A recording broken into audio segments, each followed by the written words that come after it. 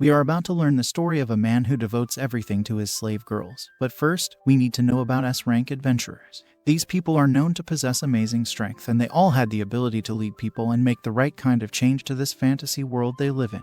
One man in particular is Egil Volts, who is probably the best of them all. Not only can he command men to follow in his path, he can also command cute girls to give in to their intrusive thoughts as and when he pleases. Now, we move to the town of Krishna where a slave auction is being held. A slave girl has just been sold to bidder number 56 for a whopping amount of 420,000 gold coins. The bidder goes to collect his slave girl, and everyone claps for him, but this is not exactly some kind of charity event. Now, we see a demon man asking his buddy what he thinks of these slave auctions. The buddy in question is our hero Volts, and he says that he doesn't want to be asked such questions. He strikes a proud pose while saying this, so the demon man asks him if he doesn't like the concept of slaves. Volts says yes because it is not a noble cause unless the master is helping the slave. He then scolds the demon man for bringing him here despite that fact. And we also learn that his name is Jessendorf, also known as Jess. Volts goes on to say the whole idea disgusts him because he can't bear to watch auctioneers selling lives as if they are just toys. Jess, however, tells our hero that even he needs slaves, especially if he considers the kind of work he does. Since he is an adventurer, he will need some girls to take care of the house while he's out solving quests. The talk of guests makes Jess realize that Volts has done something amazing not too long ago. We learn that our hero had taken up a quest that even made the guild members shake in their boots. As a matter of fact, the one who gives out quests even considered giving up on this quest till Volts came along. We can see that it involved taking on some kind of giant monster that looked like a demon. We are then taken to a short flashback to when our hero challenged the beast all by himself. The battle did not last too long though, because all that Volts needed to do was strike the monster with his sword once. As we see Volts ripping through the demonic beast with so much ease, Jess tells us that such an achievement is worthy of being S-class. However, the demon man's words have no effect on our hero because flattery will not get you anywhere with him. The point of the matter is that Volts does not enjoy the concept of people using other people as their tools. Of course, these are very noble words, but Jess is not one to back down so easily, so he tries to tap into our hero's intrusive thoughts. He tells him that it would be quite nice to have a cute girl who would listen to every word he said. It's almost like a dream come true, even for a man like Volts. As expected of our hero, he simply yawns and says that he's bored of this chat with Jess, so he wants to go back home. The demon man tells Volts not to be like that because things are going to get very exciting from this point forward. Our hero tells him once more that he is not interested, so Jess tries to mess around by asking him if he likes to play for the same team. Volts rubbishes those claims instantly and says that he is only interested in cute women, but not by purchasing them as his slave girls. As he says this, the slave traders announce that the final item will be the last lot from today. They state that this slave girl is a bit young at 20 years old, but her womanly charms are ripe for the taking. To go with these charms, her face is even cuter, so she will be an attractive buy. Everyone in the room gazes at this beauty as she walks into the room with her curvy body. Even Volts seems to be impressed by her looks as the slave traders state that she used to be an adventurer. On top of that, this cute girl is still untouched, so that makes our hero even more interested in her. It looks like even someone as noble as Volts has intrusive thoughts running through his brain. He starts to reconsider all his life's principes as this amazing girl makes a cute face and prepares for her body to be sold to a shady master. Everyone awaits the start of the bid because they really want to get their hands on this beauty. As expected, the bidding starts at 6,000 gold coins, and what follows is total chaos. All the shady men in the room can't control their excitement as they keep trying to outbid each other. The bids reach 10,000 gold coins in no time, and Jess comments that a person can buy a house with that much money. However, the real shocker is that a new bid of 10 million gold coins has not come from any of the shady men, but rather from Volts himself. This makes Jess speechless, and even the other people in the room are not able to digest the fact that such a massive bid has been made at an auction house. Of course, our hero always looks serious, so some of the bidders think that he is some kind of scary beast. Others say that the cute slave girl will surely break if he gets her to come with him, but the show must go on, so the bid is raised for Volts, who is bidder number 39. There aren't many people who have this kind of money, but one old man gathers all the courage in the world to bid 11 million gold coins. Volts raises his bid to 13 million gold coins in the blink of an eye, and this makes Jess wonder what's going on in his mind. As expected, this turns out to be the final bid because no one seems to have the wealth to counter our hero. With that, the slave girl is sold to Volts for 13 million gold coins, and this turns out to be the highest bid in the history of slave auctions. Now that the formalities are done with, Volts final has a chat with his new slave girl, who bows down to her new master and thanks him for bidding such a high amount. We learn that her name is Eleanor, also known as L, and it looks like she has given her share of the bidding amount to her new master. Volts is a bit puzzled by this and asks Elle if she is fine with her decision. The slave girl simply says that since she is Volts' slave, her gold automatically becomes his possession. However, our hero is not one to be fooled so easily, which is why he asks her why she signed a contract with the slave traders in the first place. After all, even if the contract gave her 20% of the bidding amount, she would not be able to use it if she gave it away to her master. As a matter of fact, we also learn that Elle had claimed to end it all if her bidder would back down from the bid amount. The slave girl laughs with a cute face and reveals that she had initially planned to run away with the money before her master could get his hands on her. However, she claims that she would have only done this if she didn't like her master. Volts, on the other hand, seems strong and handsome, so he looks like the perfect candidate for her. Our hero is a bit taken aback by the compliments, but he tells Elle that she doesn't need to flatter him. The slave girl says that she is not trying to flatter him at all because it's the truth. Volts is glad to have met Elle's expectations, but then Elle reveals that she would like to ask him for a favor. This piques our hero's interest, so he asks his slave girl what she wants from him. That's when he receives the shock of his life as Elle asks him to end her childhood friend for her. Our hero can't even understand what his slave girl is saying, because this sounds a bit too silly, but Elle doesn't look like she's messing around. Things have taken a rather surprising turn, so Volts asks his slave girl why she has such a request. That's when Elle reveals this friend of hers had tricked her and sold her to the slave traders, which was why a girl like her was seen in a place like this. Volts figures it's a simple case of revenge, so he asks Elle how the whole thing happened in the first place. The slave girl wants to tell her master the whole story of how she was tricked, but she wants to tell him her real name first. That's when we learn that Elle's family name is Cornelia, which means that she is the third princess of the kingdom of Cornelia. Naturally, it's a bit odd to see a princess being sold as a slave, so it's time for some added context. The root of this whole mess was the succession ceremony of the kingdom because it had to do with who would succeed the throne and rule over everyone.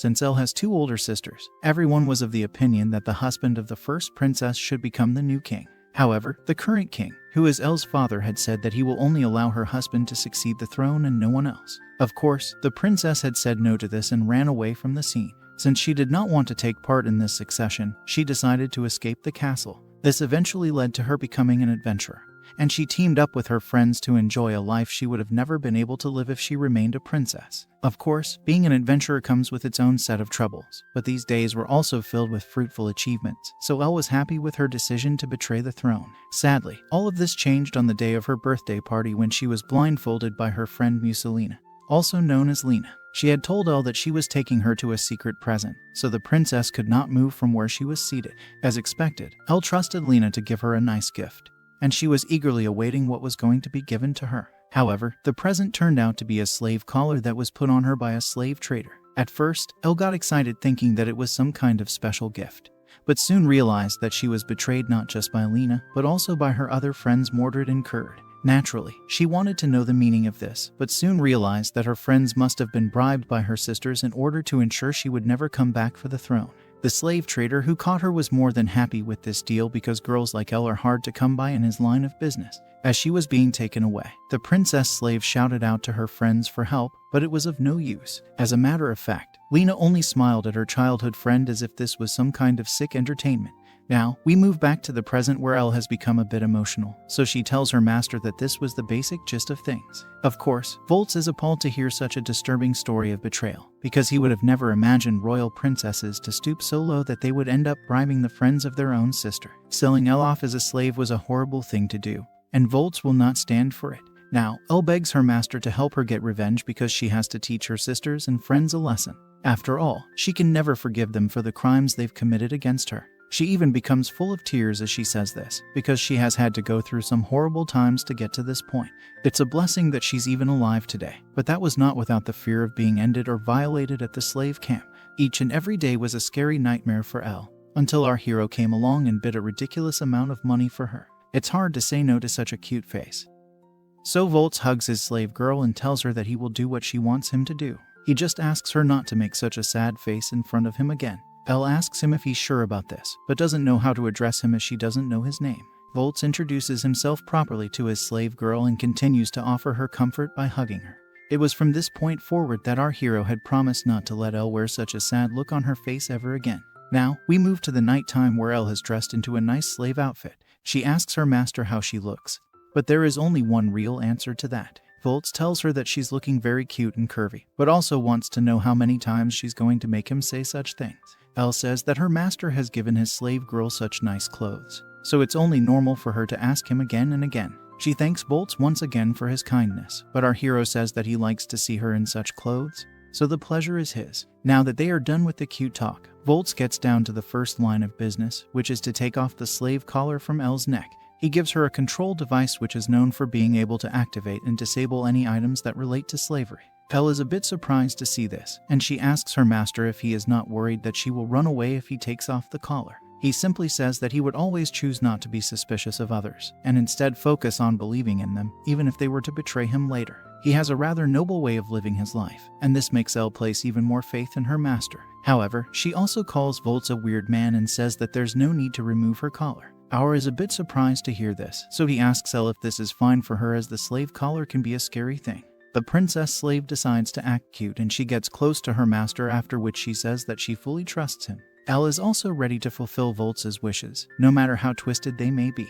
Things become a bit spicy and our hero tries to keep his intrusive thoughts in check, so he tells Elle that she can go take a bath as she must be tired from such a busy day. He's ready to hear the rest of her story tomorrow, but the princess slave says that she can't take a bath before her master. This means that Volts will have to go in first, and he agrees to do so, but is also wary of what might happen. Now, our hero makes his way to the bathroom and he realizes that he's a bit nervous around his curvy slave girl. Of course, this might be due to the fact that he's never really spoken to women before, and now he's hit the jackpot with Elle. It only gets better for him as his slave girl takes off her attire and prepares to wash his back for him. Naturally, Volts has never done something like this his whole life, so he doesn't really know how to react to this. He tries to keep his intrusive thoughts in check once again and tells Elle that she doesn't need to wash his back as he can do it himself. However, the princess slave is not going to back down, especially after how nicely her master has treated her the whole day. Elle feels like she needs to do something to prove her value, so this is one way to show it. Of course, she also worries whether she isn't charming enough for Volts, but we all know that this is not the problem. Our hero tells Elle that she is a very charming woman, but this only makes her want his body more. She says all kinds of things to imply that she only wants to be with Volts. But our hero activates alpha male mode for a bit. He asks his slave girl if she really wants to love him all her life, and she says that she will be very happy to do so. On top of that, if her master were to love her back, then she would be absolutely delighted.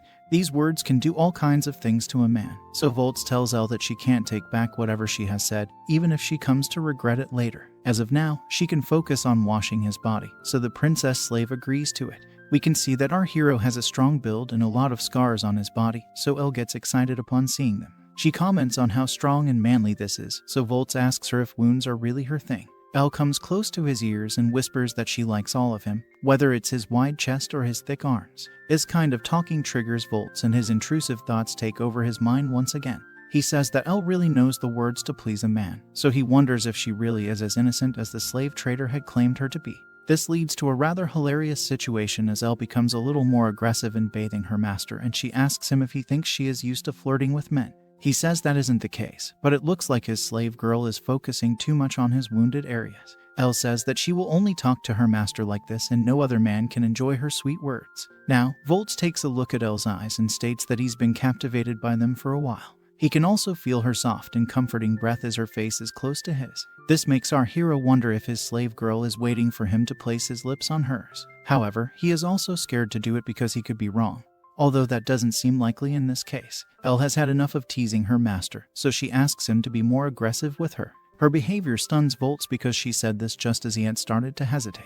He is glad that she is not going to pull back, so he can go all in now. An engaging session follows, so Elle states that her master is very experienced, but he says that he has never been with a woman, so it comes as a huge shock to the princess slave. He apologizes if his skills are not going to be good enough, but Elle says that she's happy to be his first experience. She wants to make her master feel good, so she promises to service him in the best way possible. She takes a look at his elephant's trunk and comments that it's at least twice the size of the one she's seen before. This makes Volts cautious because Elle is supposed to be innocent, but she tells him not to think too much of it. She proceeds to give our hero a taste of heaven on earth and he gets relieved soon enough. Now, Elle sits close to her master in the pool, but he asks her it's not needed for her to stick to him this way. However, the princess slave says that she wants to feel Volts closely and also wants his elephant's trunk to become ferocious again. If it were to happen, then she would happily repeat her services again. Elle asks if her lips were to her master's liking, and he says yes instantly, because he can't really complain. The princess slave is glad to hear this, so she tells Volts that they should take things to the bedroom now. This is where our hero will be able to show the true power of an S-rank adventurer to his princess slave. He activates alpha mode again and carries Elle to the bedroom, so she gets excited for what's to come next. Even Volts feels the same way. And that's obviously because he's going to have his first time with a princess girl, even though she's technically a slave that he had bought from the auction. He finds this rather strange because he is an S-rank adventurer after all. He has completed so many S-rank quests in this fantasy world, and they involve fighting dragons and all other kinds of legendary monsters. He's even beaten the mythical beasts of history with ease. But none of these tasks have gotten him as excited as he is right now to do shady things with Elle. As expected, he should be thinking like this because he's never done anything of the sort before in his life.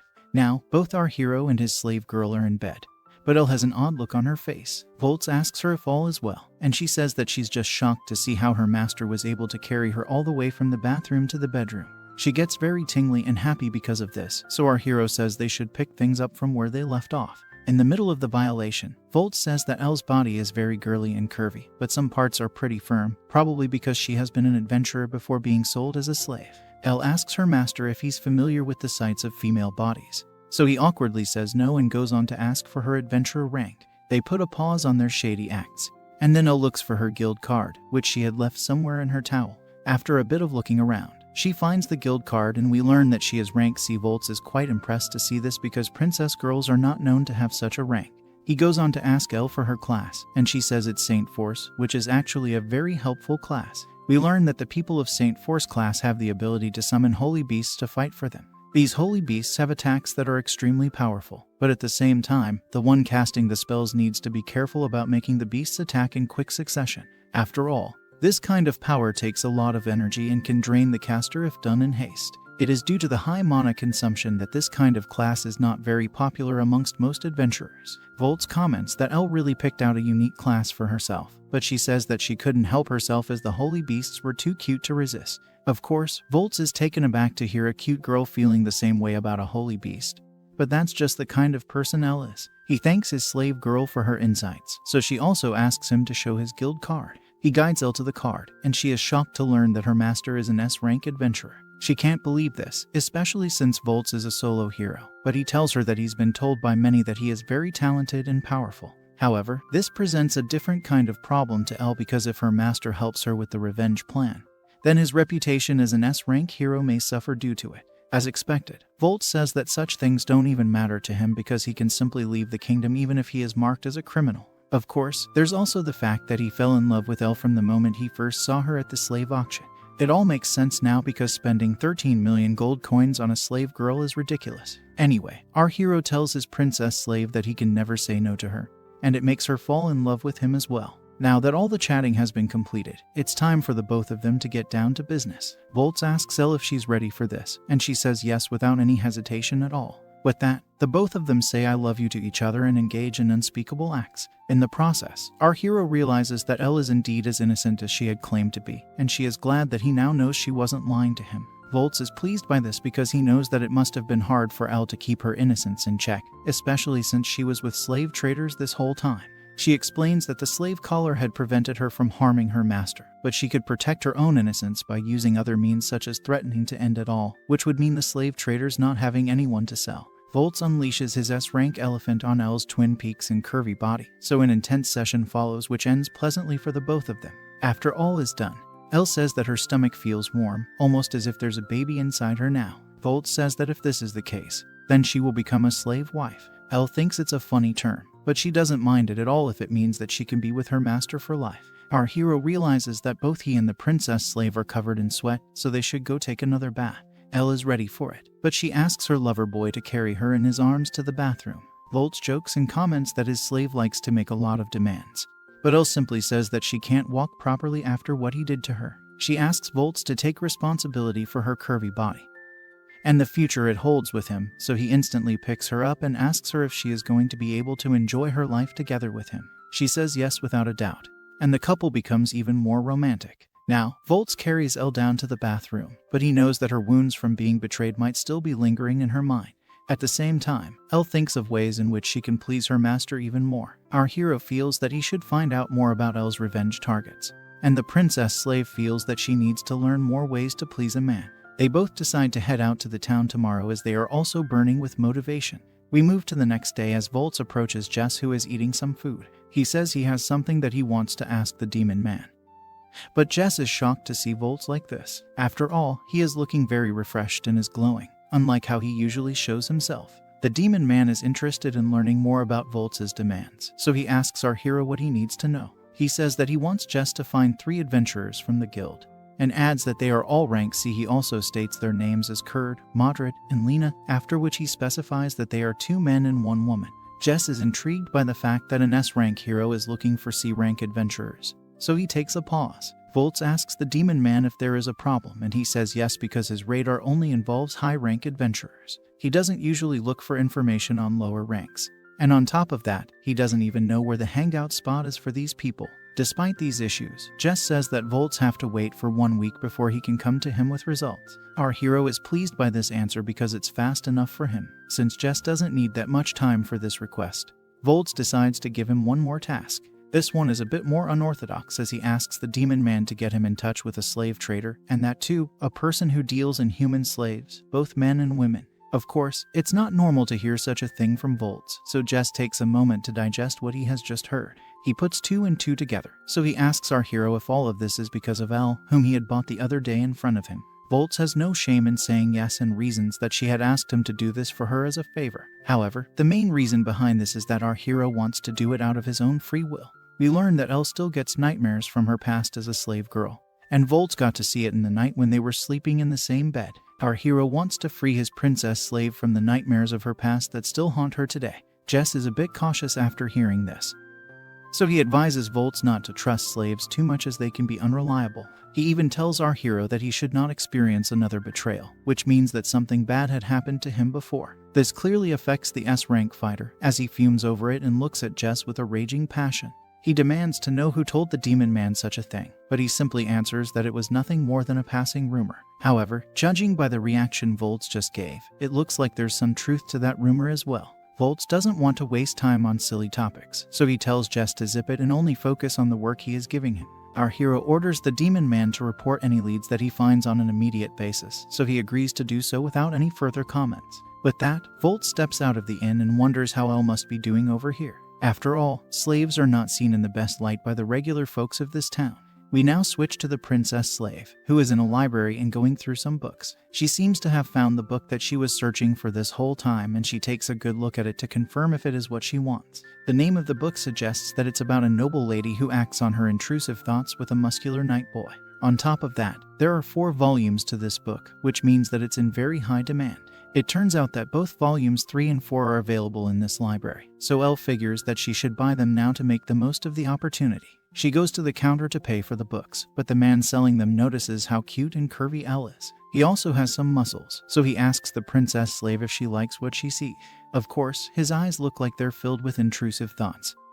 So Elle decides to pay for the books as soon as she can in order to get out of the store. She tells the shady man that her master's muscles are much better than what he can hope to achieve, and then she leaves the store immediately. She feels violated just by the shady man's looks, but at least she was able to get her hands on these books. Now, Elle looks around to make sure no one is going to come here, and then she opens the book. We can see that these books are rather graphic in their descriptions of unspeakable things between the heroine Anna and her night boy, Hubert. Since Anna could not get enough of Hubert and his elephant, she would wait for everyone to fall asleep at night in the castle. She then heads to the room of her night boy out of her own will, and then she calls out to him. Hubert asks her if there's anything she needs, so she tells him it's time to work on their intrusive thoughts. What follows is a rather unique act, but it ends well for both Hubert and Anna, so Elle has what she needs. The princess slave shuts the book because she has the idea in her mind, especially because she can relate to Anna a lot. Not only are the both of them princesses, Anna did not like doing shady things with men at first, just like Elle. However, she finally tapped into her true feelings and slowly started to desire Hubert's body due to her own needs.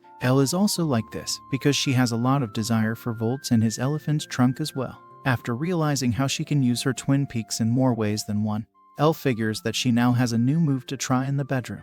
However, she realizes that her master is very gentle and caring, so she needs to be more aggressive with him. She gets all kinds of twisted fantasies in her mind, because she starts to think about how she's Volt's slave and can't defy him no matter how twisted his own intrusive thoughts might be. After all, her sole objective is to please him in every way possible. Such shady thoughts cause Elle to wonder how unbecoming she is, that too in public, so she tries to keep herself in check. Suddenly, she hears someone screaming at another person to give back his slave, so she decides to check it out. Elle goes towards the noise and it looks like the other person also does not wish to give over the slave as he believes she belongs to him. After getting closer, she notices that two men are fighting over a cute slave girl, and neither one is giving in as they both believe they found her first. One of the men happens to be the slave trader who had auctioned her off to her master, and the other one looks like a man from the noble family. The girl in the middle is clearly the slave, and she looks very scared, judging by the look on her face. It doesn't take long for the princess slave to realize that she knows who this girl is, especially after they notice each other. This new girl's name is Selena, and she calls out to Elle as she is a familiar face. The princess slave then tells us that Selena needs to be saved both in mind and in body. It's time for some context. So we are told that Selena and Elle were friends while they were slaves under the shady traitor. They found comfort in each other and refused to give up hope as long as they had each other's backs. Seeing Elle makes Selena emotional, so she calls out to her friend, hoping that she will save her. However, the slave trader pulls her back via her slave collar and reminds her that she can't go away from her master as long as she has it on. Elle can't take this anymore, so she tells the slave trader to stop with his nonsense as she wishes to speak with Selena for a bit. Seeing the princess slave makes him recall that he had sold her the other day, so he says that he does not have any business with her anymore. However, Elle tells him that if he's going to behave this way, then he will have to deal with her master. The slave trader doesn't care because he has no idea who Volts is. So Elle tells him that her master is an S-rank adventurer. Hearing this makes the slave trader panic, so he tries to talk his way out of it, but Elle is not going to let him off so easily. She warns him that if she reports this to her master, then the slave trader will not live for long.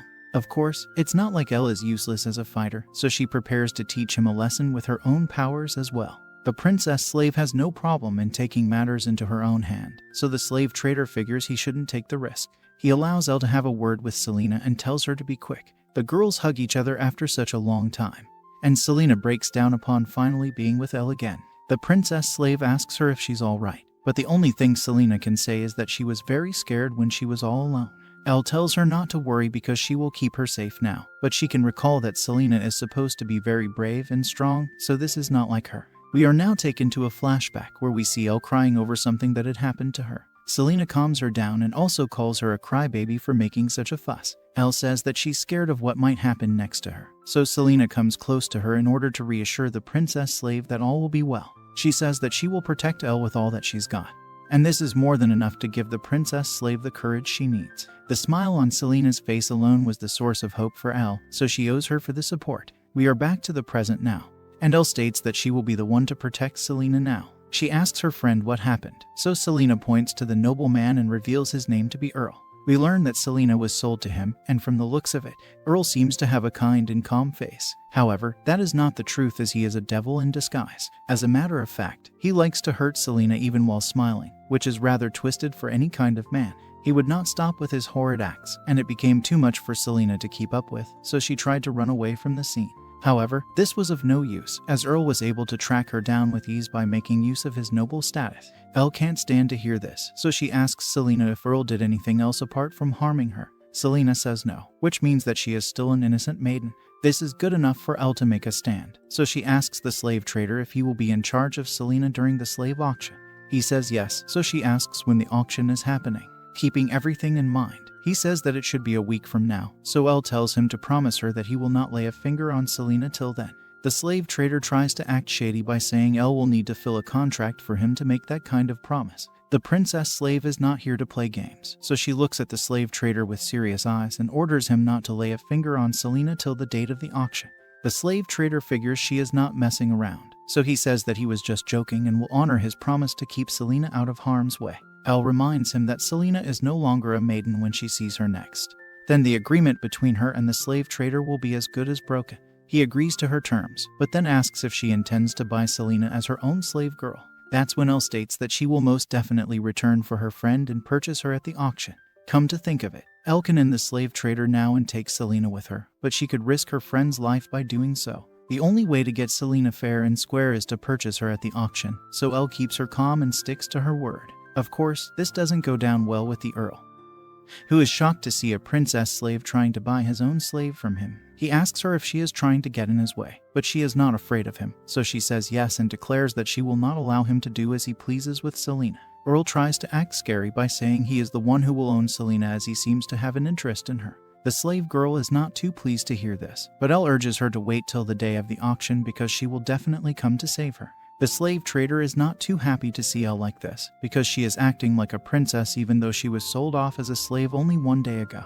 With that, everyone walks away from the scene and Elle makes a promise that she will most definitely save Selena. Now, we move forward to our hero's home where his princess slave has told him everything about Selena and what happened with the slave trader. Volts pays close attention to the whole story, but he sees Elle trying to be cute, so he asks her if she is doing this to gain his favor. The princess slave is shocked to hear his choice of words, because that's not what she's trying to do here. She bows down to her master and says that it was never her intention to ask for his favor because she only wants Volts to honor her selfish request. Luckily for her, Volts is not asking this in a bad way because he and Elle have already crossed the norms for what a normal relationship between a master and his slave usually are. Our hero asks his princess slave if she remembers this, and then he states that he loves her. He is actually surprised that she does not feel the same way about him, because this is not how lovers ask each other to help out with something. Hearing this brings tears to Elle's eyes, and she realizes how foolish she has been all this time. Volts is not just her master now, but also her lover, so she should treat him like one. She blushes and smiles, after which she declares that she loves Volts very much and shares the same feelings for him. Now that this has been cleared, our hero holds Elle in his arms and tells her never to behave this way with him again. After all, he did say that he could never refuse her for anything, so she can come to him with any request that she has. Elle becomes very emotional and she begs Volts to save Selena because she is her true friend.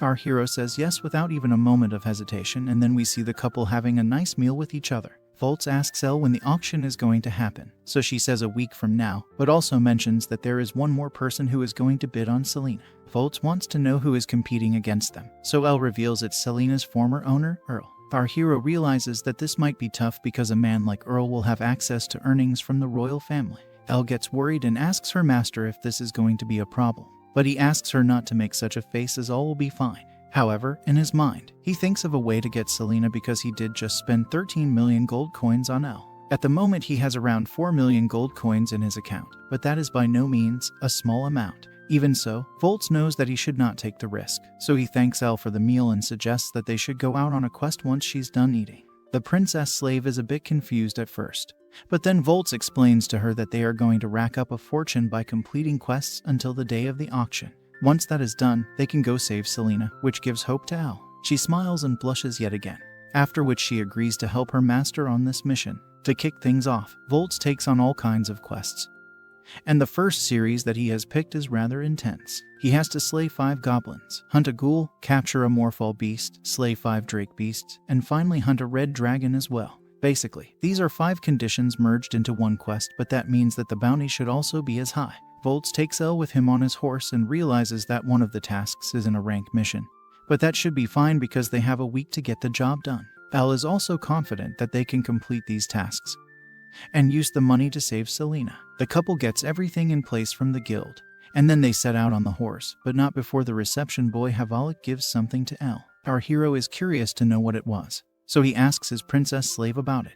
That's when we go on a bride flashback to when Havalik gave Elle a small bag filled with a mystery item. The reception boy whispers to Elle that if she uses this item, then she will be raring to go even after 7 days of quests. She blushes and accepts the item, after which she gets even more excited for the missions that they have ahead of them. Of course, the item in the bag could be used for a lot of things, but the princess slave tells her master that the item is just a set of provisions that will help increase her stamina. Elle continues to say that Havalik is a good boy and Volts should continue working with him. Our hero has no issues with that, because he has known the reception boy ever since he was just a beginner as an adventurer. Elle's twin peaks start talking to Volts, so he asks her if she wishes to go on a quest in the dress she is wearing now. As expected, he doesn't want his intrusive thoughts getting in the way of his mission, but Elle maintains that she will keep this dress on. After all, she is a Saint Force class adventurer, so she will always have her master's back. On top of that, the dress is very special to her because it was gifted to her by Volts as an act of kindness. The princess slave realizes why Volts is asking her this question, so she asks him if he is too distracted by the way her curvy body is seen in these clothes. She wonders if her master will be able to focus on the quest if he only keeps looking at her, so Volts tries to act cool by saying that is not the case. Our hero can lie, but his elephant's trunk only speaks the truth, so it rises to tell Elle how Volts is feeling right now. She asks him if he is still going to deny his intrusive thoughts. So he has no other option but to tell the truth. All of this is clearly Elle's fault, so she decides to take responsibility for it and calm down her master's trunk. This is a risky thing to do, but Elle gets to work and gives Volts some heaven on earth in the middle of the woods. After refreshing herself with some fluids, the princess slave says that her master's trunk has a thick and manly smell. This means that she can only expect great things from Volts tonight, but he doesn't understand what she's trying to say. After a while, he figures out that Elle wants to do unspeakable things with him tonight. But before he can clarify this, the lovers hear some noises coming from a distance. They take a look at some smoke coming out of the woods, and Elle asks what could be the scene over there. Volts says that it's most likely a group of adventurers fighting some kind of beast or other monster. The noises grow louder, and then we see that the fighters are actually a couple of cute girls named Luna and Sana. They seem to be running away from something, as Sana tells Luna that they need to lure it out and try attacking it again. Luna is fine with that, so the girls begin their mission and step out of the bushes to lead the monster towards them. This beast turns out to be a giant cyclops monster, as can be seen by the way it towers over the trees. Luna and Sana keep an eye on it as they try to lure it out into an open space. Luna seems to be scared of the beast, but Sana looks like the braver of the two. She notices our hero with his princess slave, so she worries that another set of adventurers may end up stealing her bounty. Sana is not going to give up her game so easily, so she prepares to show the giant monster what she's made of. She summons the light element within her and calls upon the power of the angels to unleash a Nova Blast on the Cyclops monster. It's a rather deadly blow, and she even lands a direct hit, so Sana feels like she has defeated the beast and can claim her bounty. However, the smile on her face suddenly turns upside down as there isn't even a single scratch on the monster. She doesn't know what to do now, so Luna decides to step in with her own skills. She takes her bow and arrow, after which she strikes a pose and calls upon the powers of heaven. Luna then hopes for a direct hit and launches the heavenly rain attack on the overpowered beast. The shower of arrows lands on the Cyclops monster, but even that has no effect on it. Now, Volts finally gets to see what's going on, and even he comments that such moves are not going to work on this monster because it is a glaciant. Elle also has a look of concern on her face as the Cyclops monster launches its own attack on the girls. Luna and Sana run for their lives because they don't have any other tricks up their sleeve. They can't really avoid the beast for long due to its massive size, so the punches being landed by the glaciant start to reach them soon enough. Just when it looks like Luna and Sana are going to be smacked, Volt steps in like a true hero and rescues the cute girls from certain doom.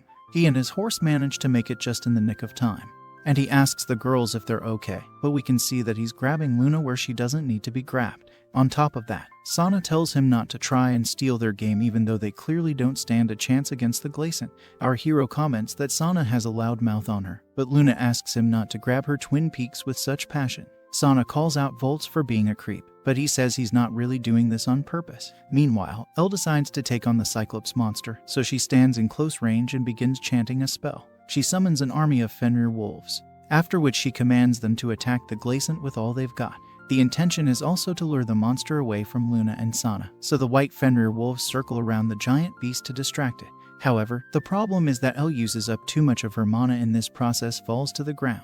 She laments that it's been a while since she's used her powers, so she's forgotten how much energy it sucks out of her even to summon the Fenrir wolves. The beast closes in on Elle and things aren't looking too good for her, so Volts calls out to her and even she calls out his name. Our hero charges at the beast, but he realizes that he won't make it in time to save his princess slave, so he has to stop the glaciant in its tracks. On that note, he summons his endless sword attack and stabs the giant Cyclops in its legs by launching swords from under the ground. The beast is now trapped and defeated, thanks to the endless blades that have come from soil, and Elle is pleased to see this. She realizes how powerful her master really is, and then Volts comes to her to ask if she is alright. This goes on to show that our hero truly is an S-rank sword genesis. Now that the danger is over, we learn that Luna and Sana are twins who always stay with each other, no matter what. Elle is also feeling much better after regaining some of her mana, so she thanks Volts for his services. She also comments that her master has an amazing move in the sword attack he just used. He reveals that it's actually called Infinite Sword Dance, which uses tons of swords that have been stored in another dimension. The fact that he can make these swords appear from wherever he wants goes on to show that he has mastered sword genesis. This is an ability that can only be used by those who have attained the highest rank in sword skills, so it looks like Volts has a diverse range of powers. Now, our hero turns to the cute twins and asks them for their adventurer ranks because they are clearly not good enough to take down a Glacian. The girls are a bit shy and scared after seeing his S-rank skills, but Volts gets scary because he wants to know why they're not giving him an answer. Luna and Sana hug each other out of fear, so Elle tells her master that he should not scare them like this. Volts realizes what he's doing, so he says that was not his intention. The princess slave goes to Sana and gives her a smile, after which she explains that Volts may look scary, but he's actually a very kind man. Sana doesn't want to say it, but she eventually reveals that her rank is E, which is the lowest rank possible. Volts calls this out and tells the cute twins that they were being very reckless in trying to take on the Glacian. They know this, but they figured that if they could beat the monster, then they could prove themselves. After all, they want to get strong and they look very determined as well, so Volts is impressed by their passion. However, he states that it is this very same passion that could bring about their downfall, so Elle asks him to be more polite.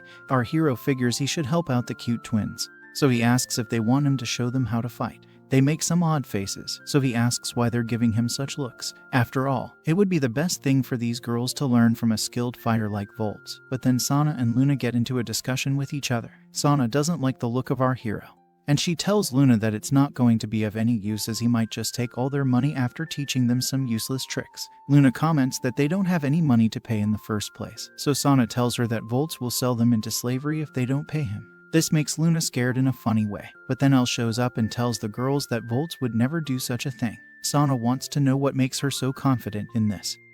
So Elle explains that Volts is not the type of man to ask for money. She then goes on to take off her scarf and reveal her slave collar, which shocks the cute twins. They can't believe that a girl like Elle is actually a slave, but she says that her master has always treated her as an equal.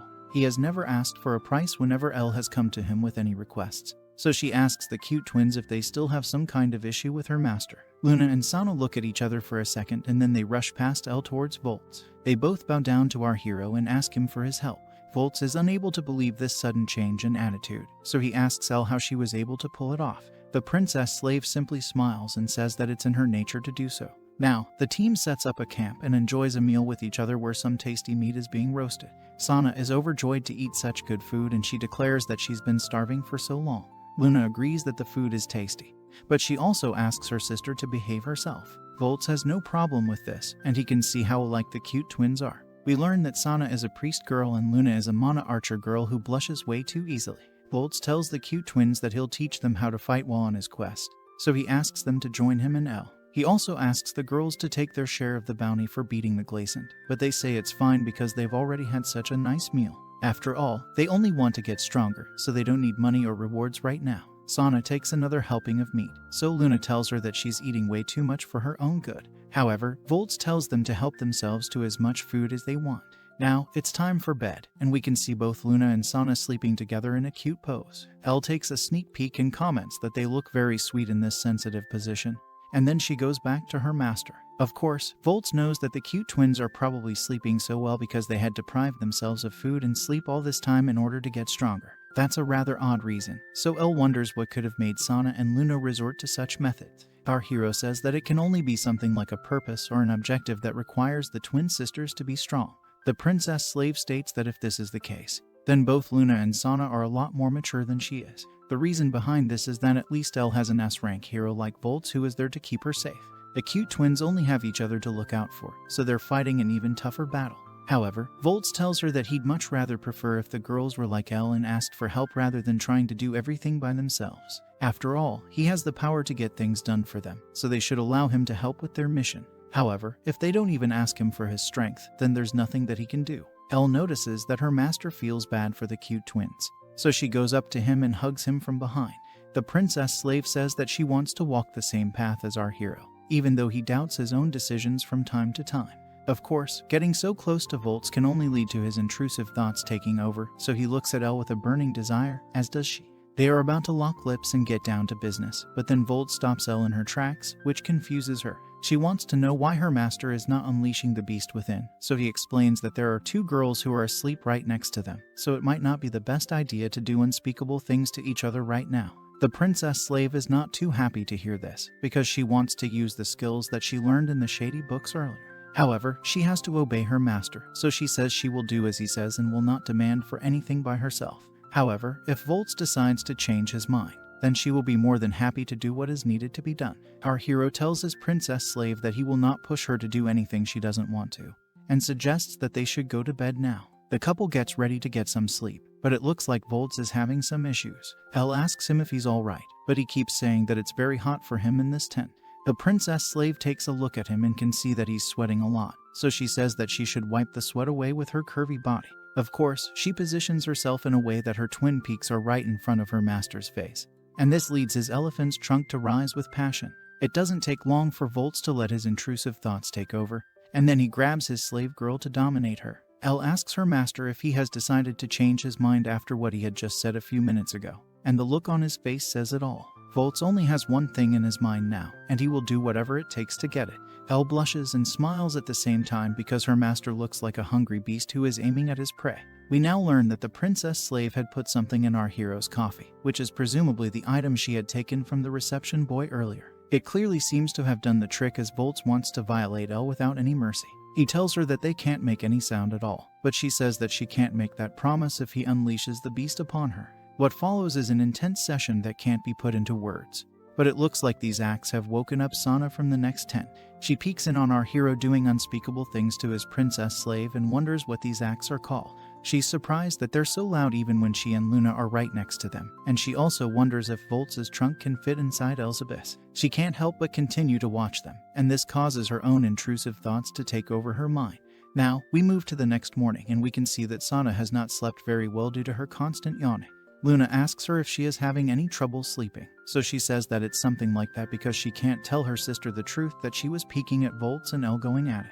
This actually goes on for 2 nights in a row, so Sana gets a very detailed show on both occasions. Anyway, now is not the time for her to be thinking about such things, so she joins our hero on his quest to find a red dragon's lair. After some searching, the team finally reaches their target spot, and Volts is happy to finally find what he has been looking for. All the other quests have been completed, so this is the final mission that's needed to be completed. However, he needs to keep in mind that the red dragon is final boss material, so he is top danger. This is not going to be like the easy quests he's been doing with the girls, because you can't afford to mess up against such a beast. If that happens, then you risk losing your life without much of a fight.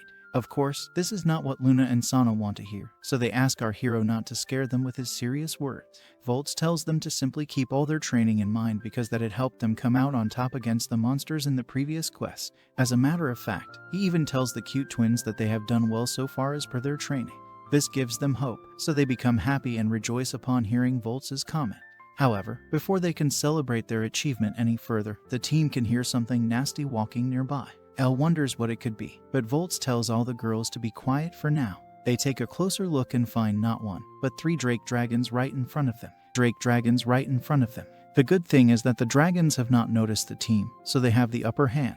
Now, Volts assembles his team and gets them ready for the task ahead of them, which is to take care of these drake dragons. He says that they will make the first move, and he encourages the cute twins to go out there and do their thing. He tells them to believe in themselves and promises to protect them if things don't go as planned. Luna and Sana are pumped to try out their new skills, and even Elle wants in on the action, so she kicks things off by chanting a spell and summoning an aqua dragon to take on the drake dragons. This aqua dragon unleashes its powers with a water blast attack that lands a direct hit on one of the dragons. The other beasts notice what's happening and are a bit confused by the attack, so Luna decides to make the most of this chance and charge at the dragons along with Sana. The twins unleash their powers as well, with Sana launching an Angel Nova attack and Luna firing her one-hit arrows on the dragons. Both the girls land direct hits on their targets, and the drake dragons fall to the ground. It doesn't take long before the 3 girls take down the 3 dragons and wrap things up with ease. Volts watches the fight and is impressed with the progress they have made till now. Sana comments that this was a piece of cake for her, and Elle tells the cute twins that they did a great job. Luna says that this was all because of the princess slave's water dragon and also her advice. Even Volts says that the girls should cut out the tongues from the drake dragons to show proof of the quest being completed. Sana is not too pleased to hear this, and she makes a face because she thinks it's disgusting. The priest girl can't believe that such things are considered to be luxury items in this fantasy world. But that's just how things are. Of course, our hero is not too pleased to hear her complaints because he does not expect her to do so well against a red dragon if she uses the same attitude. Sana takes back her words and says that it's all good from her side, because she doesn't want to upset Volts. the job still isn't done, because our hero wants to launch a surprise attack on the red dragon, who is the final boss of this tunnel. He tells the girls once again that it will only take a single blow from a red dragon to end their lives in an instant. It doesn't take too long for the team to come across the beast, and Volts points out to it almost instantly. Sana and Luna are scared to see it, so Elle holds them close for protection. What they see in front of them is an overpowered dragon that makes the Drake dragons look like little babies. The dragon is fast asleep, so Volts wants to make use of this advantage to launch a surprise attack on it. Of course, Sana and Luna still can't get over the fact that beasts can be as big as this one, because even the Cyclops monster from before can't measure up to the dragon.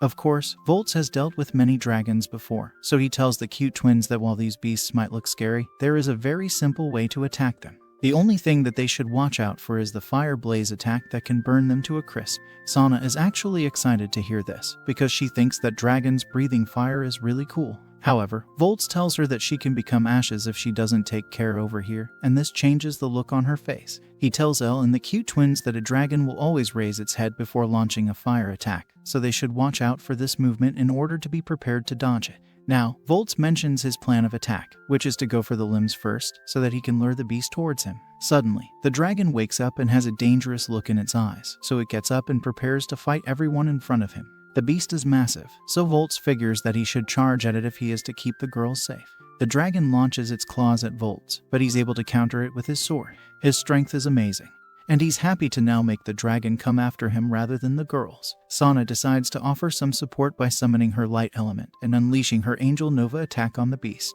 However, this does no damage at all to the beast, who continues to launch his claws at our hero.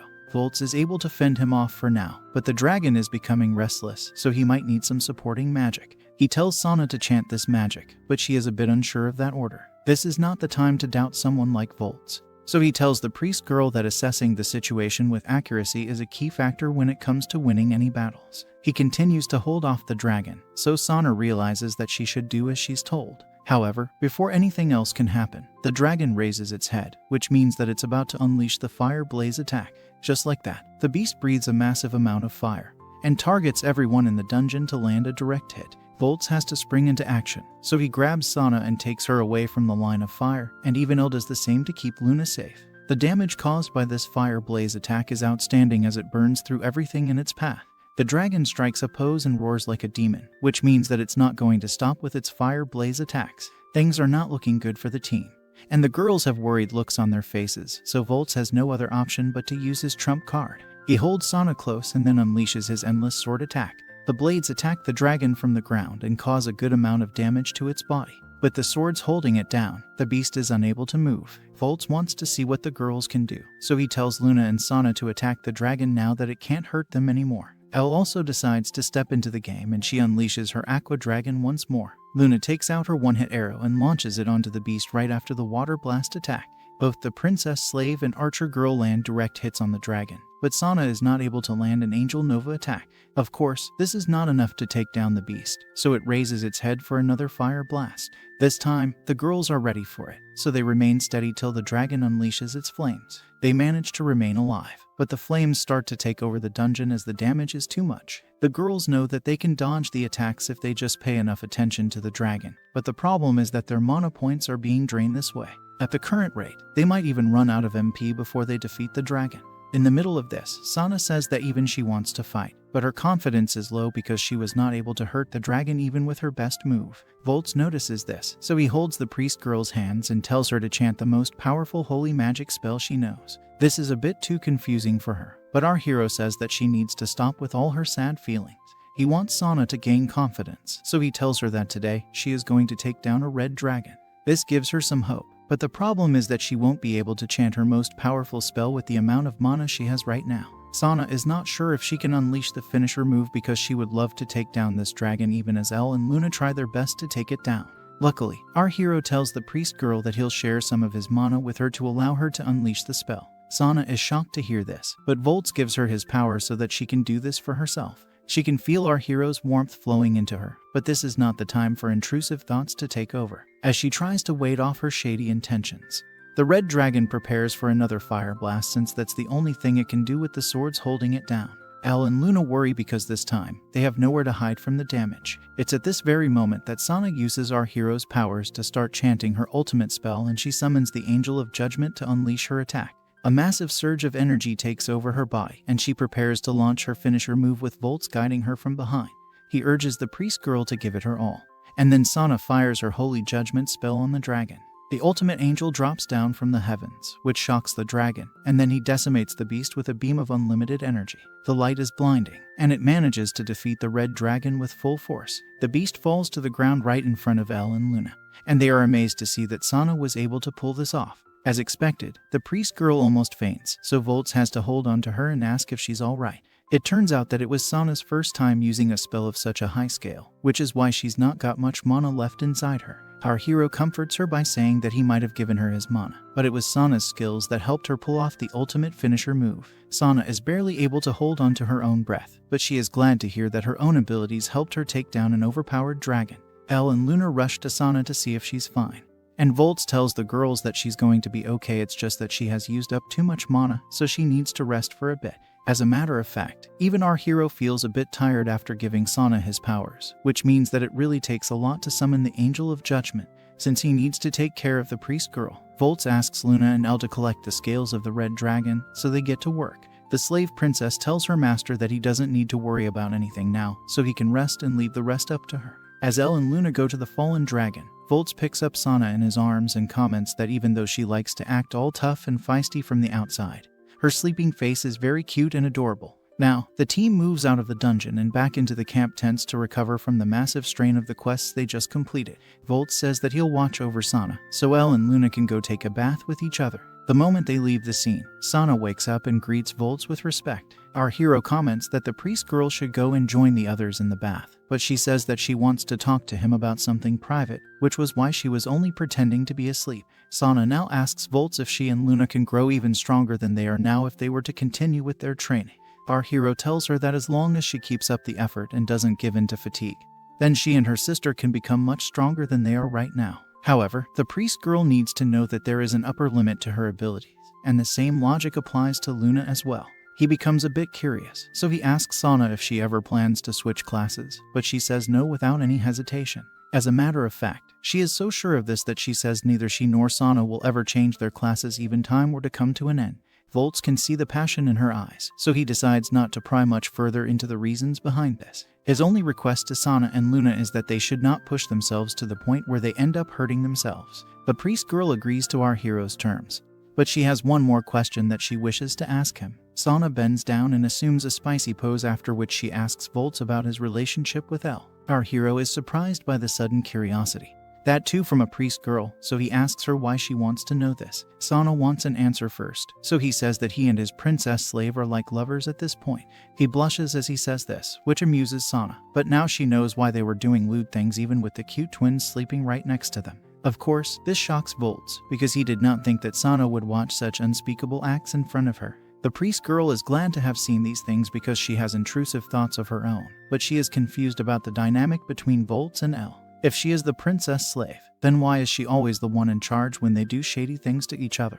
This doesn't rub Volts the right way, so he maintains that he is the one in control of their relationship and Sana is simply reading it wrong. As expected, the priest girl is disappointed to hear this, so she tries to explain that Elle is the one who is getting her master to do what she wants him to do. Sana further states that Volts is not the kind of man who would like to be led by his slave girls. As a matter of fact, he might be kind, but he is a beast deep down inside his heart. He wants to unleash all his passion on Elle, but he worries that she might not like it and get hurt in the process. Volts has nothing to say to this, but his silence is golden because Sana has figured that he does like to be a beast in the bedroom.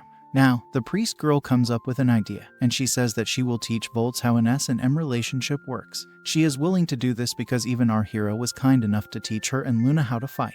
Now, she goes on to explain the whole process to our hero, and then she tells him to try it out on his princess slave the next time they get down and dirty. Her words make sense to Volts, but he wants to know how the priest girl has come across such shady information.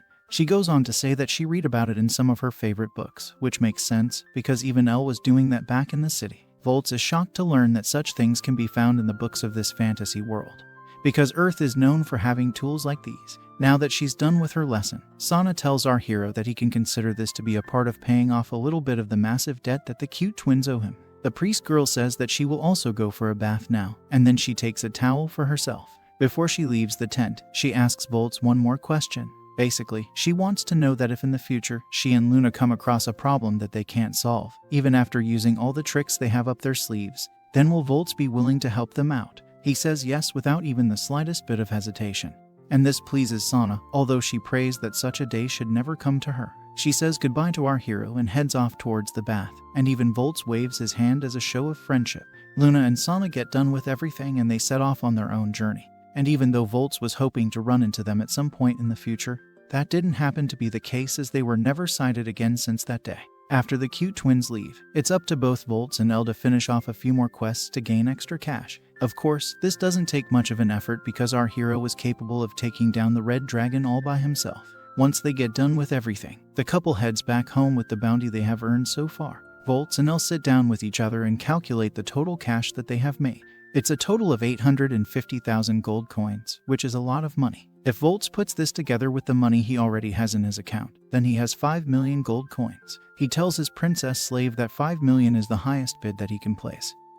So it should be good enough to get Selena at the slave auction. Now that everything is in place, our hero and Elle decide to head towards the auction. Now, we move to the city where tons of men have gathered to buy cute girls as slaves. Volts and Elle are also here, as is Earl, so the princess slave points out to him so that her master can know who Selena's former owner is. This is when Volts realizes that Earl is actually Count Sebastian, which means that there is a lot of hostility in the air. Of course, Earl is not the only familiar face over here, as a couple more men come towards our hero to greet him.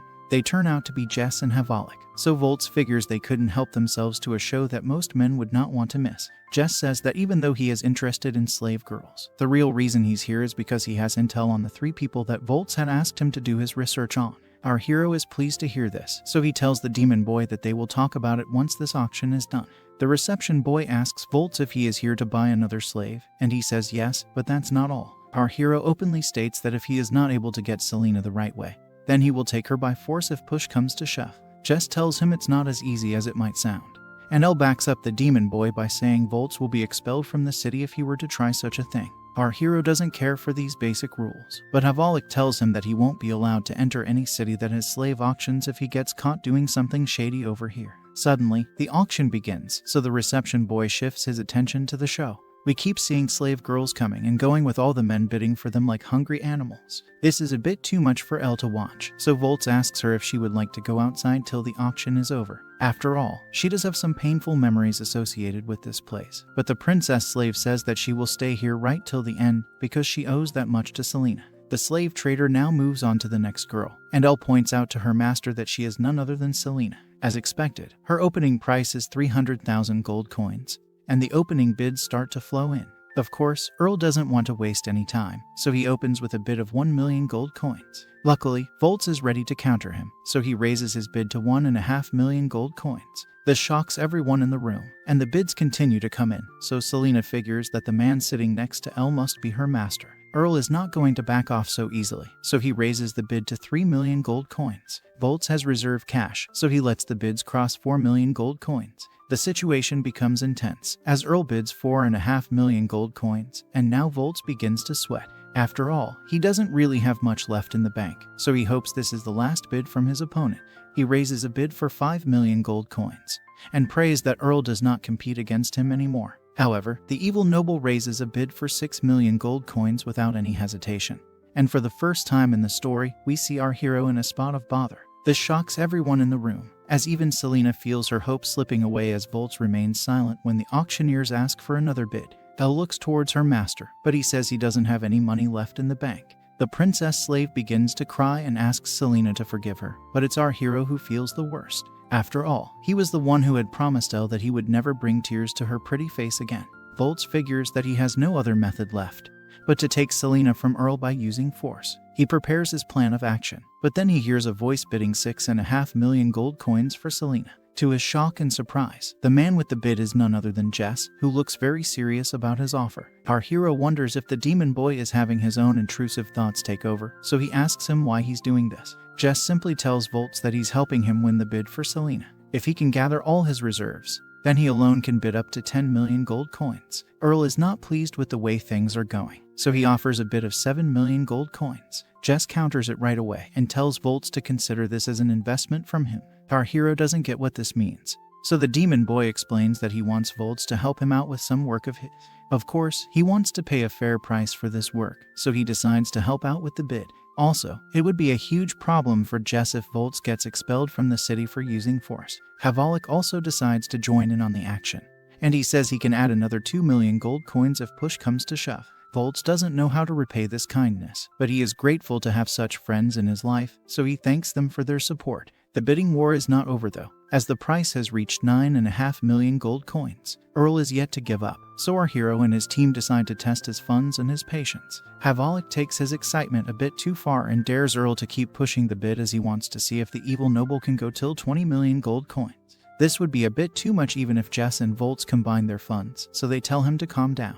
Earl doesn't have any money left, so he pushes the bid to 10 million gold coins and hopes this will be good enough. However, the reception boy raises a bid of 12 million gold coins with the look of victory on his face. Earl is shocked and he looks at his butler to see if he can go more, but that's enough from him, so the auctioneer calls out to anyone else who would like to continue with the bid. No one dares to put in such a high amount, so Selena is officially sold to Volts and his team. Everyone rejoices upon this news and Elle hugs her master for helping her out with her request. Now that all of the bidding is completed, Selena and Elle hug each other out of joy. Both the slave girls are very emotional and Elle says sorry to her friend for keeping her waiting. Selena thanks the princess slave for all that she's done, but Elle says that she didn't really do much. This was possible only because of her master. And the last moment assists from Jess and Havalik. The demon boy mocks the reception boy and tells him there was no way he was going to hit 20 million, so he should not have made such a challenge. It's a nice moment, but then Selena asks Elle to run away with her together, which shocks the princess slave, because it doesn't make any sense. Selena explains that while she's very happy and grateful to Elle for all that she's done, the problem is that she is too scared of the men in this world. This is because she was treated badly by Earl, so now she thinks that all men simply view her body as a tool for their shady desires. Elle tells Selena that she can understand how she feels, but she needs to trust Volts, because he is a good man. Selena asks Elle why her master hasn't taken off her collar if that is the case. That's when the princess slave says that Volts had offered to do it, but she chose to keep the collar on to remind herself of the betrayal she had to face. Basically, even though she is living a happy life with Volts, Elle does not want to forget the anger he has built due to the way her own family and friends abandoned her. Selena gets it and says sorry for asking something out of place, but she still has her doubts. It's at this moment when Havalik asks Elle if she's coming to see Volts, so she says yes. Now, she turns back to Selena to ask if she would like to live with her in Volts, but the slave girl is not there anymore. Elle wonders where Selena has gone, and we can see the slave girl running away from the scene. She asks Elle to forgive her, but no matter how she thinks about it, she is just too scared to be around men. However, a black shadow suddenly appears from under the ground and traps Selena as we also see Earl's butler approaching her from behind. He grabs her from behind and holds a knife to her neck to make sure she doesn't scream. He then orders Selena to keep walking as his master is waiting for her. Soon enough, Selena is made to regret her own foolish actions as she is brought in front of the evil noble, Earl. He smiles in the most menacing way possible and even refers to Selena as his cute slave. But there is nothing cute about this situation, as can be seen by the look on her face. Now, we shift to Volts, who is being requested by the slave trader to escort him on a journey. He says that he wants to take a large sum of money to another city, and he needs protection from goons and robbers. There's no better option than an S-rank adventurer like Volts, but he wants to know where all this money has come from. The slave trader explains that it's the money he made yesterday from selling Elle to him, but he makes a mistake by referring to her as a slave woman. This angers our hero, so he smashes the slave trader's face to the wall and refuses the mission because no one can call Elle a slave girl around him. He goes on to scold the slave trader and says that it's people like him who make girls like Elle and Selena slaves in the first place. They simply strip the girls of all their happiness and force them to live sad lives. Volts is so triggered right now that he wishes to rip the slave trader into shreds, but he chooses not to do this because it will happen to him one way or another. After all, there are lots of nobles who hate slave traders, and there are also general fools who are after the money that comes with the job. Our hero puts on a scary face as he says this, and he succeeds in creeping out the slave trader. However, before he can torture him some more, Elle, Jess, and Havalik come to the scene, so he wonders what's going on. That's when he learns it's got to do with Selena running away. Now, we see Earl telling the slave girl that she came running back to him even if he did not win the bid. But we all know that's just a big fat lie. The evil noble says that Selena is very important to him and he only wants her in his life. Selena wonders what this could mean, but it's not anything nice, as Earl says he wants to harm her in ways that she has never imagined. At the same time, he wants to make sure he doesn't break her because she is the best of his toys. Now, Earl says that he wants to make sure Selena doesn't run away from him again, so he decides to break her leg. Of course, she struggles to break free from the evil noble, but he gets excited just thinking about how she's going to react when he starts hurting her again. Selena realizes that she really was a fool to run away from Volts, especially after all that Elle did to make sure she found a safe home. She cries out for help, but before she can even complete the sentence, help has already arrived. Selena can hear someone asking Earl to step away from her, and it's none other than her new master, Volts. He asks his slave girl if she is all right, and he apologizes for letting her feel scared even after she became his possession. Selena figures that he is the same man who was sitting next to Elle in the auction, and she calls out his name with respect. Volts orders Earl never to come near Selena again, but the evil noble has too big an ego to let this go. He tries to act brave in front of our hero, but eventually calls out to his butler, whose name is revealed to be Lubit. Earl can't find his butler, so he tells Volts that he is the heir to the House of Layforth, so he can't lay a hand on him, otherwise he will come to regret it. Volts simply calls him out for misusing the position his parents have built for him in order to harm slave girls. Earl doesn't have any kind of shame as he says that he can do whatever he wants with these slave girls as they are his things. The evil noble continues to say that slaves are just toys which he can play with or even kick till they break. He takes it a bit too far by saying he can do anything he wants to them and it will still be fine. Of course, our hero is not just going to stand there and listen to this nonsense, so he decides to smash Earl's face with a punch. This is all it takes to send the evil noble flying away. And then Volts angrily states that slaves are not things or toys. He calls Earl a third-class nobleman and says that he treats slaves as people, which is how they should be treated. Earl has a messed up face now thanks to the punch, and we can see a shadow forming under him. It's Lubit, who has finally come to the scene, so Earl orders him to attack our hero.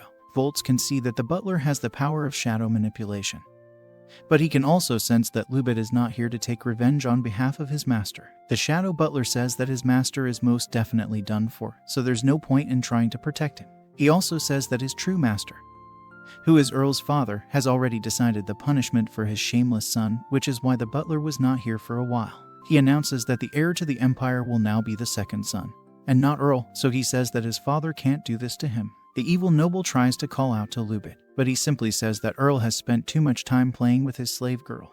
With that, the shadow butler picks up Earl and walks away after apologizing to Volts for the trouble they have caused. Earl doesn't want things to end this way, but that's just how things are, and he is now abandoned as a noble. Now, Volts shifts his attention to Selena, who wants to say sorry to him for doubting his intentions, but he apologizes instead. After all, Volts should have taken Earl's obsession into account and expected this kind of behavior in advance. Anyway, he promises to protect Selena from anything that may happen to her from this point forward. The slave girl begins to cry and she also says sorry for running away at first. Selena thanks her new master for saving her life and then Elle rushes to her for comfort. The slave girl says sorry to the prince's slave as well, but Elle says that all is well as long as nothing happened to her. With all the drama finally over, Volts and his girls decide to go back home and relax. Now, we shift to our hero's home where both Elle and Selena go to the bathroom for some relaxation. Elle asks the new slave girl if her wound still hurt, but she says that it's just a little bothersome, so she should be fine.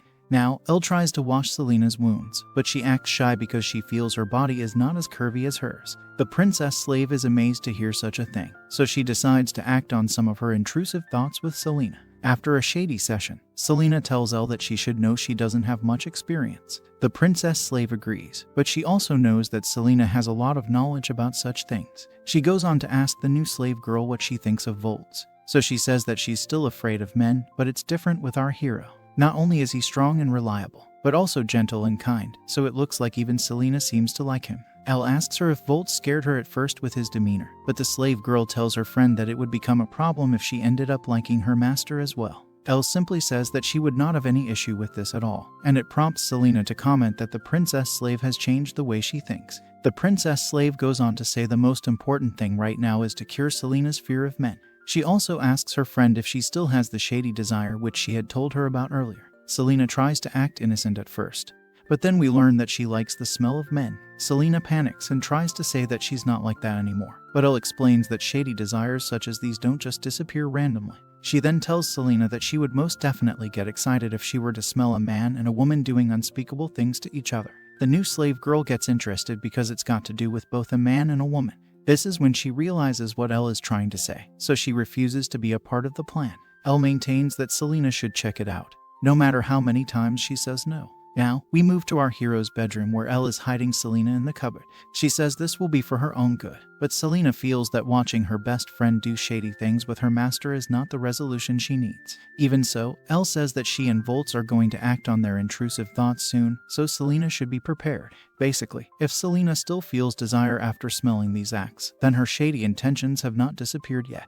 With that, Elle shuts the doors and Selena wonders why the princess slave is being so shady, even though she is mostly right about her desires. Now, our hero walks into the room, with no idea of how things are going to unfold for him. He sees Elle sitting right in front of him and she says that she wants to act on her intrusive thoughts with him. As a matter of fact, she wants him to treat her like a proper slave girl, which means he is free to do as he pleases with her. Volts sits down next to the princess slave and asks her what she will do if Selena wakes up. She simply says that Selena is a heavy sleeper, so there will be no issues over there. Of course, this is just a lie, as can be seen in the way Selena is reacting to all of this. Now, Elle goes on to say that it would not make a difference even if Selena were to get up in the middle of their session. As a matter of fact, she is actually looking forward to the time when she and Volts can get freaky with the new slave girl as well. As expected, this comes as a huge shock to Selena. And even our hero says that he needs to consider her feelings before trying something so extreme with her. Elle tries to explain her situation to her master, so she states that she and Selena had made a promise to each other back when they were slaves to be auctioned off. Volts is interested in knowing what this is, so his princess slave takes us all to a flashback. We see Elle and Selena chatting with each other, and the princess slave tells her friend that she will definitely marry the first man she gives her flower to. Of course, Selena thinks that this is just a dream for slave girls like them, so she promises to do the same thing and marry the man who pops her cherry. Now, we are back to the present where Elle explains that as close friends, it is better for them to fall in love with the same man. After all, it only means that both Selena and Elle will be together all the time, and this makes Selena emotional because she's glad that her friend has remembered their promise. However, she is still not going to forgive Elle for putting her in this position because it's still quite awkward. The princess slave wants to continue talking, but Volts has realized that he needs to give her a taste of dominance. He asks her to close her eyes, so she does as she's told like a good girl. Then, he proceeds to tie her up, presumably acting on the advice that Sana had given him back at the camp. He also adds a blindfold to his slave girl's eyes, which means that she can leave it all up to her imagination now. Elle soon realizes what's going on, so she asks her master if he wants to roleplay with her. Things become spicy and our hero can see that his princess slave is getting excited due to this. He proceeds to whisper in her ear that she might not know who's doing these shady things to her, but she's still having a good time. The session is over and Volts takes Elle's blindfold off, so she says that she had felt scared but also thrilled during the session. Our hero says sorry for his actions, but Elle says that she enjoyed what he did to her. Our hero doesn't feel like moving today, so Elle has to do most of the work this time, so she listens to her master's commands. They get freaky and even Selena can't help herself anymore, so she gives in to her shady desires. Both Elle and Selena finish with ease and then Volts tells his princess slave that they should go to the bathroom for round 2. She agrees to it, but asks her master to go first, because she wants to have a word with Selena. After a brief moment of I told you so, Elle goes to finish up with Volts and Selena finishes up with herself. The next morning, we see Selena with a bright smile on her face as she does the laundry and takes out the clothes for dry. On her way, she bumps into Volts who says good morning and thanks her for helping out with the chores. Of course, the slave girl is still shy, so she simply runs away from her master while awkwardly wishing him as well. Our hero doesn't know how to react to this, but he also realizes that he should not get in the way of Selena's recovery, so he lets it be for now. Later, Volts and Elle enjoy some romantic time with each other, but Selena can't stop thinking about how happy and cute they are around each other. She wonders if she is being a nuisance to them both, but then Elle asks her to come closer to her and Volts in order to have a chat. Selena says she's fine watching them from a distance because she still hasn't overcome her fear of men. This makes Elle upset, but she can't force her friend to act differently. Now, Volts has to step out, so his princess slave asks him where he's going. Our hero says that he has an escort mission, so he asks Elle to take care of the house while he's out. With that, he shuts the door and leaves the house, so Elle calls Selena to come have a chat. She asks her if she still has her fear of men, and unfortunately, Selena says yes even though Volts is a nice master. It's frustrating for her because she wants to get closer to our hero, so she wonders for much longer this fear is going to remain. Elle wants to explain something to Selena, but before that happens, someone is heard knocking on the door. The princess slave opens it to see who it might be, and it turns out to be Jess. She tells the demon man that her master has just gone out on a quest, but he says that he has something to talk about with the two slave girls. This is a bit surprising for Elle, but Jess is a trusted friend, so she lets him come inside and offers some hot coffee to him. Selena and Elle ask the demon man what this is all about, so he says that he wants to tell them why Volts became an S-rank adventurer. It is only fair since both the slave girls are living with our hero, and even Elle is eager to know the reason for her master's actions. Jess realizes he should speak fast, so he reveals that Volts has a very different truth to his past. As a matter of fact, he used to hate slaves and girls for the longest time. This comes as a shock to the slave girls, so they ask why this is the case. That's when Jess explains that Volts was once betrayed by the slave who was his first love. It's time for some context, so Jess narrates a story about this love affair. This slave was a girl who was working for the royal family, and she got along well with our hero. Volts had fallen in love with her and wanted to make the maid girl his wife, but before he could reveal his true feelings for her, she disappeared without a trace. This broke his heart to the point where he started to train like a deadly beast all the time. He basically wanted to be suitable for the maid girl the next time they'd meet, so he made sure to become so overpowered that no one would be able to beat him. This training bore a lot of fruit as our hero ended up becoming an adventurer right when he turned 18 years old. Time passed by, and one fine day, he finally got to meet her again as an adult. They ended up joining forces and even registered as a party with the guild, so that they could go on adventures together. This was the perfect chance for Volts to propose to the maid girl, but he just never had the courage to follow through. He lamented his situation, and things went on this way till one day he came across a quest to conquer an abandoned castle that has become a dead zone. The maid girl was not sure of this because neither her nor Volts had a very high rank at the time. However, our hero was confident in his abilities and had decided to confess his feelings towards the maid girl once they conquered the castle. They formed a team with some other members and invaded the castle with all their might. It was a ruthless battle ahead for them, but they managed to get through all the monsters living inside the castle, mostly thanks to Volts and his amazing powers. Our hero was congratulated by his team for pulling off the quest on his own, and they suggested to go back for reporting once it stopped raining. Things seemed fine till then, but suddenly, Volts sensed more demons and monsters gathering around the castle. He took in the view from the top of the towers and wondered why this was the case, but then a mysterious person approached him from behind and pushed him off the tower. Our hero managed to get a glimpse of who did this to him, and it was none other than the maid girl. He could not believe his eyes, but the maid girl simply said that she was following orders, and that too, without any regret in her eyes. Volts fell to the ground and had hundreds of demons in front of him, so he never really stood a chance. He wasn't even an S-rank hero at the time, so he realized that the maid girl was nothing more than a slave. He lamented the fact that he fell in love with someone else's puppet and got betrayed because of it. Luckily, he was rescued by someone and treated for his injuries, as can be seen in his condition the next day. Of course, Volts declared that he would never believe in anyone anymore, but the man who saved him said that it would be more manly to trust and be betrayed rather than not trust at all. This man was the Sword King of the area, and he protected a village surrounded by tons of monsters. Volts helped him with his tasks, but was still no match for the Sword King's powers. Our hero then trained with the Sword King and became more mature as he spent more time with him. His behavior would lead him to be treated as a hero by all the folks at the village, and he realized that he would always protect the village regardless of whether he would get betrayed. After all, he built a very strong relation with these people, as they would happily feed him for all his efforts, even though the Sword King was the main hero saving everyone from harm. So, no matter what his personal state might be, he would gladly risk his life to help those in need. Now that we know our hero's background story, how is it going to change the way his slave girls look at him? Will Elle and Selena reward their master with a treat tonight? And why is Jess revealing such a secret right now? Like, share, and subscribe if you liked this video. Hit the bell icon to get notified when I upload part 2. See you soon. There is a lot to learn from the story that Jess has just explained, and the demon boy says that it was this motivation that pushed Volts to fight demons and monsters in order to protect those who needed help. After spending so much time fighting overpowered beasts, he eventually reached S rank and became an unbeatable hero. Elle and Selena are unable to believe that their master had suffered such a difficult time before meeting them, and he still took them in. Selena feels very bad in particular because she had doubted Volts multiple times even though he was the one who saved her. Anyway, Jess tells the girls that they will need to become the support system for our hero if he is to get back on his feet. They obviously agree to this and even thank the demon boy for telling them this story. Now we move to the nighttime where Selena is taking a bath to clean her curvy body. She thinks about what her master had said earlier about preferring to trust and be deceived rather than doubting in the first place. She realizes that she does not fear Volts, but doubts him instead, so she decides on learning to trust him despite her inhibitions. She feels that if she has a word with her master, then things will become a lot clearer for the both of them. Now we see Elle about to enter her master's room, and she has intrusive thoughts about all the kinds of shady acts she is going to enjoy with Volts.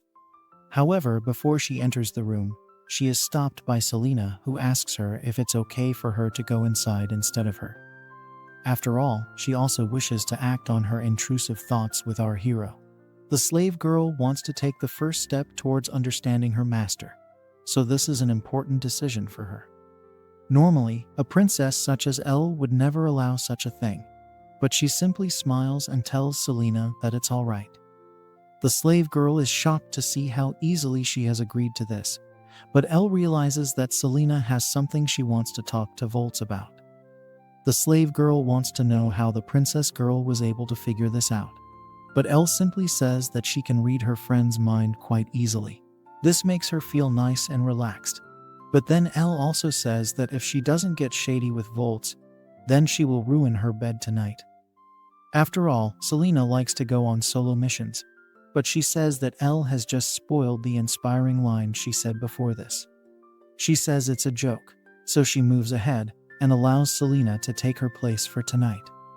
The slave girl thanks her friend and says that she is now going to take the first step towards unlocking her desires.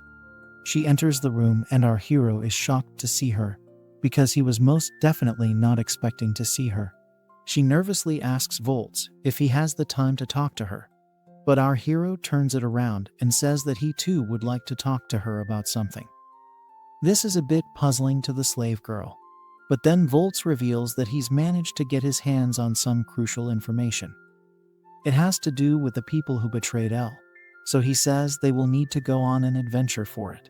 Since Selena is not on the same level as he or Elle, Volts doesn't want to risk her life, so he says that he will leave her in the hands of someone who can keep her safe while they're gone. Of course, this is not what the slave girl wanted to hear, and she makes this known to her master, which surprises him. Selena does not want to be separated from him or Elle, so she says that she will also become an adventurer. She is a bit nervous because she does not know if she has what it takes, but Volts tells her that she can definitely become one of them. He feels that it would be great for Elle to have Selena come along with them as well, so it all works out in the end. Now that Volts is done with his chat, he asks Selena what it was that she needed to talk to him about. This makes her conscious, but she has to be clear with her master, so she decides to bear it all. Selena confesses that she has fallen for Volts, but he is shocked to hear this because she is supposed to be scared of men. Selena reveals that she is still afraid of males, but she loves Volts, which is why she will never be able to love anyone else apart from him.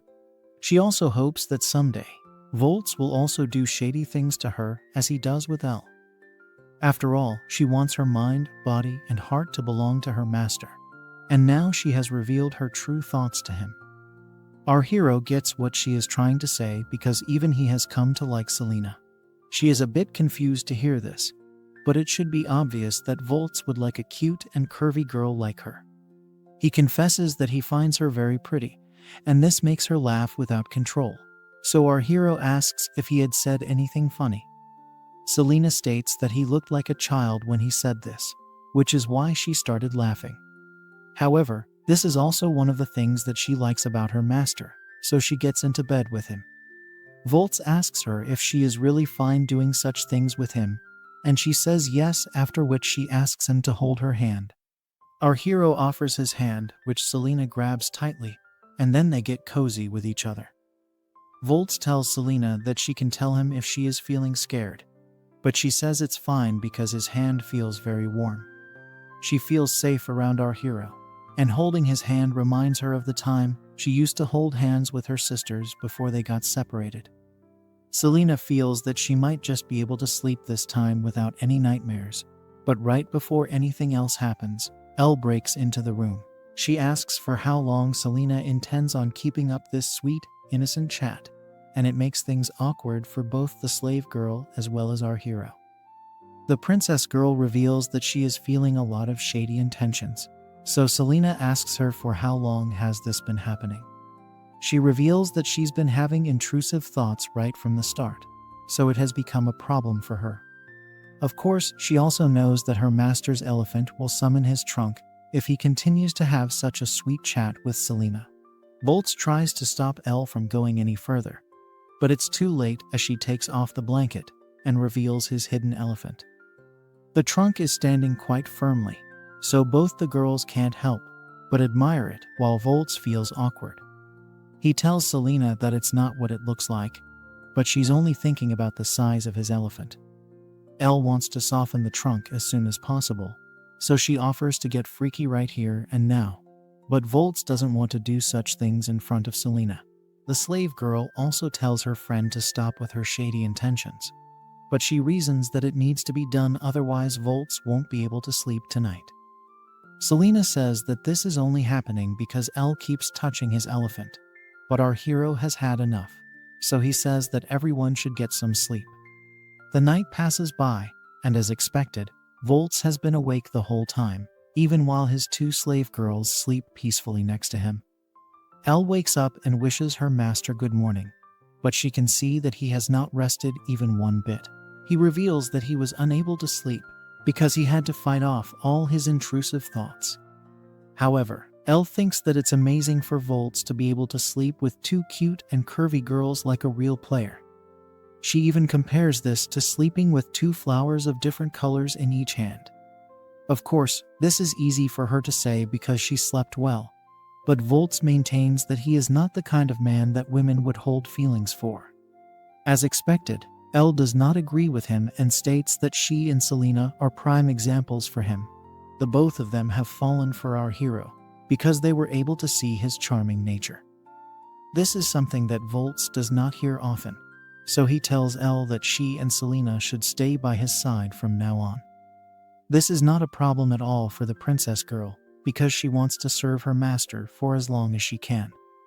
As a matter of fact, she wants to prove it to him right here and now by acting cute with him. Just as she is about to lock lips, Volts reminds her that they can't get it on over here because Selena is still next to them. The slave girl even starts to say something, but she's still asleep, so maybe she is talking in her dreams. Elle asks Volts if they should change places, but he says that he does not want to wake up Selena just yet. Even he wants to sleep for a bit as he has not had any rest, but Elle reminds him that it's already morning. He further explains that he is unable to move because Selena is holding on to his arm, and this gives her an idea. Elle proceeds to do lewd things, so Volts asks her why she's behaving this way. She explains that she wants to get him in the mood, so she continues to awaken his intrusive thoughts. Our hero can't control his emotions any longer, so Elle attacks him with a mouth full of passion. As the princess continues to serve her lover boy, the both of them hear Selena talking in her sleep once again. She seems to be saying something about not doing shady things, but they don't care for such talk. Elle resumes her mouth attack, and it doesn't look like our hero can take the onslaught any longer. She goes on to explain that slave girls like herself are not treated like human beings in this world. After all, Volts should know that people trade them like tools, especially considering that he has bought two of them already.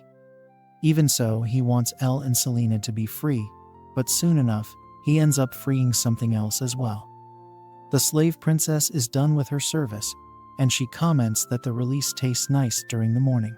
She comments on the texture and the taste of her master's material, but Selena continues to tell him not to do such things. The funny part is that even in the middle of such an intense session, our hero was thinking about making sure his slave girls can live a free life with him. This is exactly what an S-rank hero would say, even at a time like this, which is why we can safely say that the girls are in safe hands. Now, we move forward by 2 weeks, and we see Selena taking down a goblin with the slash of her sword. She is able to do this with ease, so it leads Volts into thinking that she really is a talented girl. After all, it usually takes a lot longer to be able to defeat goblins like this, so Selena catches up very fast. She gives all the credit to her master because he is the one who has trained her to become this way. As Volts and Selena have a moment, Elle is seen in the background, almost as if she is jealous. She laments that she does not have any sword skills, otherwise Volts would have been training her as well. We see her imagining a session of the training she could be getting from her master, and it looks more like a fantasy. Here, she is not able to find the right posture to hold her sword, so Volts tries to help her out by giving her a taste of his own sword. Of course, this is all in her head, so she can only dream about it for now while the other two ignore her. She does not like this attitude, but Selena maintains that she is training with Volts only to become a better fighter. She does not have any shady intentions in mind, so Elle does not mind. It's getting late, so Volts says it's time to go back home for some rest. We then shift to Jess, who reveals that he has found the trace that will lead to the ones who had betrayed Elle. It turns out that these people have taken a quest named the Fortress Gore as assault. Our hero is a bit skeptical upon hearing the name of Gore, as because it is a dead land. Such a quest would be impossible for someone at the ranks of these traitors, so it could be that the guild master has changed. Upon checking the details, we learn that it is indeed a rank quest, so nobody would be able to take it up unless they join a guild. Havalik tells the team that he will sort out the issue of a guild card for the girls by talking to a friend of his, but for now, he would like the team to take up a quest for one of his clients. This man happens to be Havalik's buddy, whose name is Haruto Surus. He is shown to be a buff man with a serious pose as he examines the people that Havalik has brought to him. He does not seem to like what he sees, so he confirms with Havalik if these are the people who are going to complete the quest. The reception boy tells him not to be rude, but Haruto does not believe in a man who roams around with curvy babes. After all, such a man will only have intrusive thoughts running through his head all the time, so there is no telling how reliable he might be when push comes to shove. Selena does not like to hear such things about her master, so she tries to talk to Haruto, but Volts tells her to calm down for now. He asks Haruto if this is his opinion, so he answers by saying he simply hates those who are weak. He wants to make a final call, so he tells the team to reveal their names and their ranks to him. Selena says that she is an E-rank fighter, while Elle states that she is a C-rank magic girl. Haruto is not at all impressed by the girls and comments that they are nothing more than small fries. He then turns to our hero and demands to know his rank. But Volts realizes that Havalik has not even told Haruto about his identity. This means that he's playing a prank on his buddy, as well as our hero, so Volts has to tell Haruto the truth once and for all. Not only does he state his rank, he also reveals his full name as Egil Volts, and this is more than enough to shock the buff boy. He makes a funny face and rushes to Havalik to confirm if Volts is indeed the real deal. After he gets the confirmation, Haruto rushes to our hero and holds his hands as if he is a fan. It turns out that the client is indeed a big fanboy of our hero, as he confesses his admiration for Volts. He completely changes his tone now and says that he's glad someone like our hero is taking up the quest for him. Volts manages to control his emotions and get on with it, but Selena is upset to see how selfish Haruto is. Elle laughs at the whole thing and says it just goes on to show how much of a big deal her master is. Now that the intros are done, it's time to talk about the matter at hand, which is the Fortress of Gore, as Volts wishes to know the details of the quest. So Haruto explains that it is a recent mission which has been assigned by the king known as Felistina. It is basically a move to expand his territory by getting rid of every single monster in the area. But it comes with a problem. The quest comes with a traitor, which means that one of the adventurers may just turn his back on the others and start taking their lives. Haruto has lost 3 of his teammates this way, and he still does not know who the culprit is. Volts asks him if a monster could be the cause of this mess, but Haruto explains that the adventurers were ended by weapons that could only be used by humans. If he is to consider the injuries which he saw on the teammates he lost, then he can safely assume that there are at least 3 traitors in the mix. One of the men had shot by an arrow, another one was taken down by magic, and the third one met his end via an axe. Recalling such unpleasant thoughts seems to affect Haruto, so Volts apologizes for asking him so many questions. Haruto is fine with it, but his main request is to find these traitors and take their lives.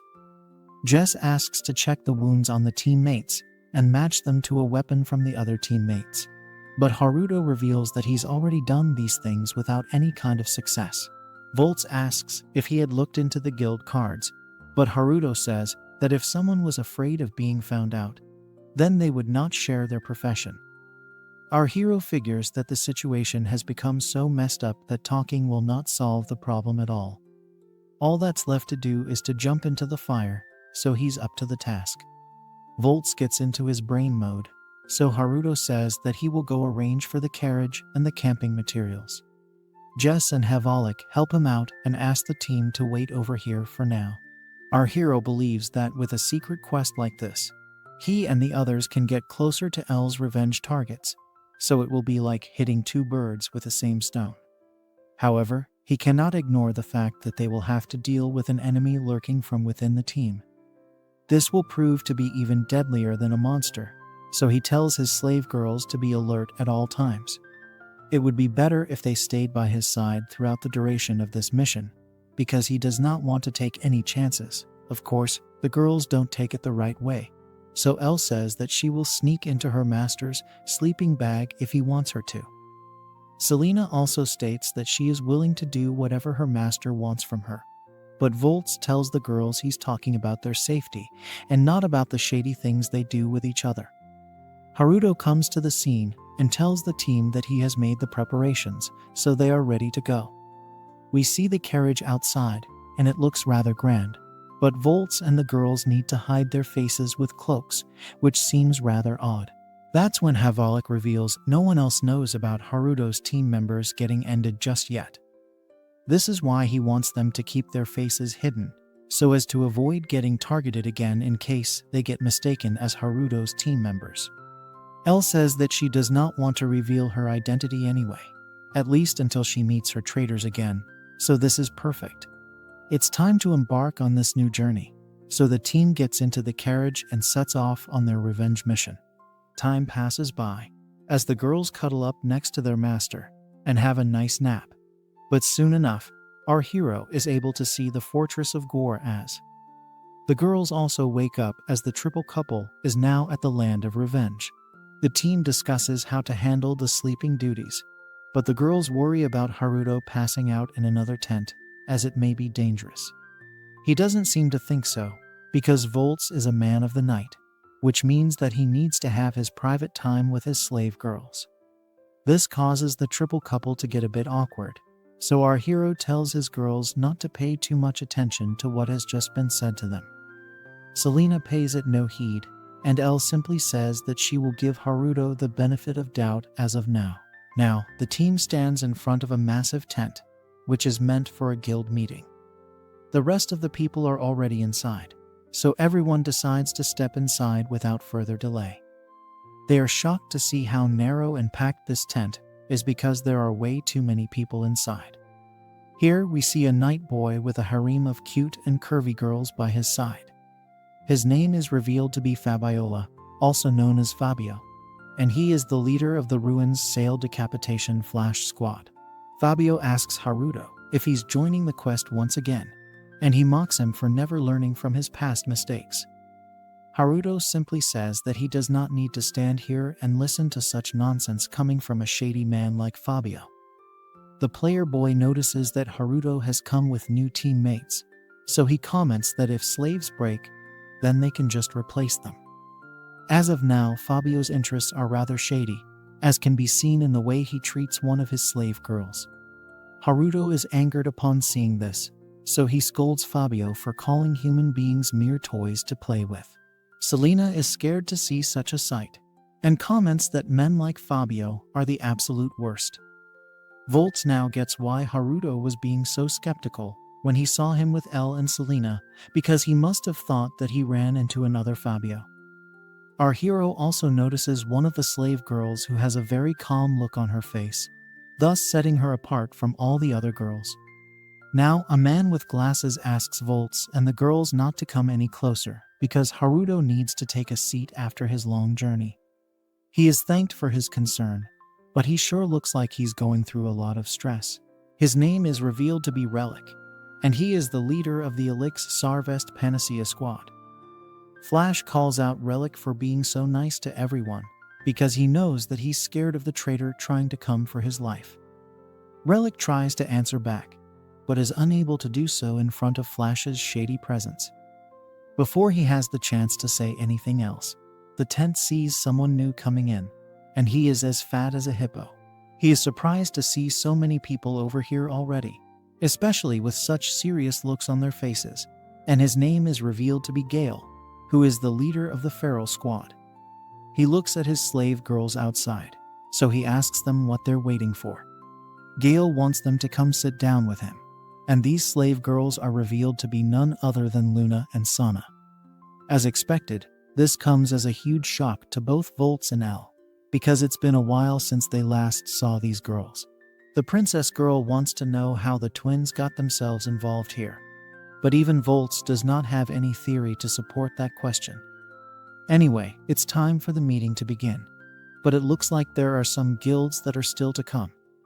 We meet the bald leader of the Felestina Chivalric Order, known as X-Vane. He decides it's time to begin the meeting, and we also meet other leaders, such as Ryan from Serpent's Dream and Michaela from Treasure Sword. Volts wants to know if Elle's traitor friends are here, but she does not see any of them yet. The bald X says that they have a difficult quest to complete, so he'd like all of the squads to work together for this one. However, Fabio says that he is not anyone's comrade, and it's actually the bald leader's fault for making the quest so tough in the first place. X does not know what Fabio is trying to say, so the player boy explains that the bald leader simply wants all of the squad leaders to be ended in the middle of this quest, so that he can get a higher reward from the king. X finds this to be a silly idea because he is here at the behest of the king. He then turns it around on Fabio by saying he is the one who takes the lives of his comrades and even robs them of their money so that he can go and buy more slaves. Fabio remains calm and comments that it's rather odd for someone like X to be getting so worked up, so it comes across as suspicious. In the middle of this back and forth, Volts laments that he has found himself in the worst kind of quest. Suddenly, a girl walks into the tent and comments that there are a lot of weak dogs barking in here. Her name is revealed to be Levia, and she is told not to be so rude, especially because she is late to the party. Elle becomes alert as she sees Levia walking in with her squad known as Sunset's Bond. It's no mistake at all because these are the ones who had betrayed the princess girl and turned her into a slave. Fabio takes a look at Levia, but he doesn't find her appealing because she is a child. He tells her to get lost from here because the adults are talking, but she counters by saying she is 15 years old. She may not consider herself to be a child, but Fabio knows the laws of the land, so he tells her that 18 is the only acceptable age, so she has no place over here. Levia activates demon mode and tells Fabio that she is stronger than him, so he can test her out if he likes. It doesn't look like she's bluffing, so Fabio wonders what's up with this girl. Levia is then stopped by her team because they have been told not to make any trouble unless they want to be in danger. She agrees to this, but Elle has finally spotted her enemies, so she clenches her fists. The princess girl laments that these people have not changed even one bit, and our hero gets the confirmation that he needs. Elle goes on to name each of them, starting with the fur boy Mordred, the cute but shady Muslin, and the wizard boy Kurd. These are the people who had called themselves Elle's friends and still sold her to the slave traders. She can't believe that Levia and her team would forget about her so easily, and even laugh casually, as if they never even did such a thing. This is unforgivable, and she wants to take out all of this hatred and sadness out on the enemy right now.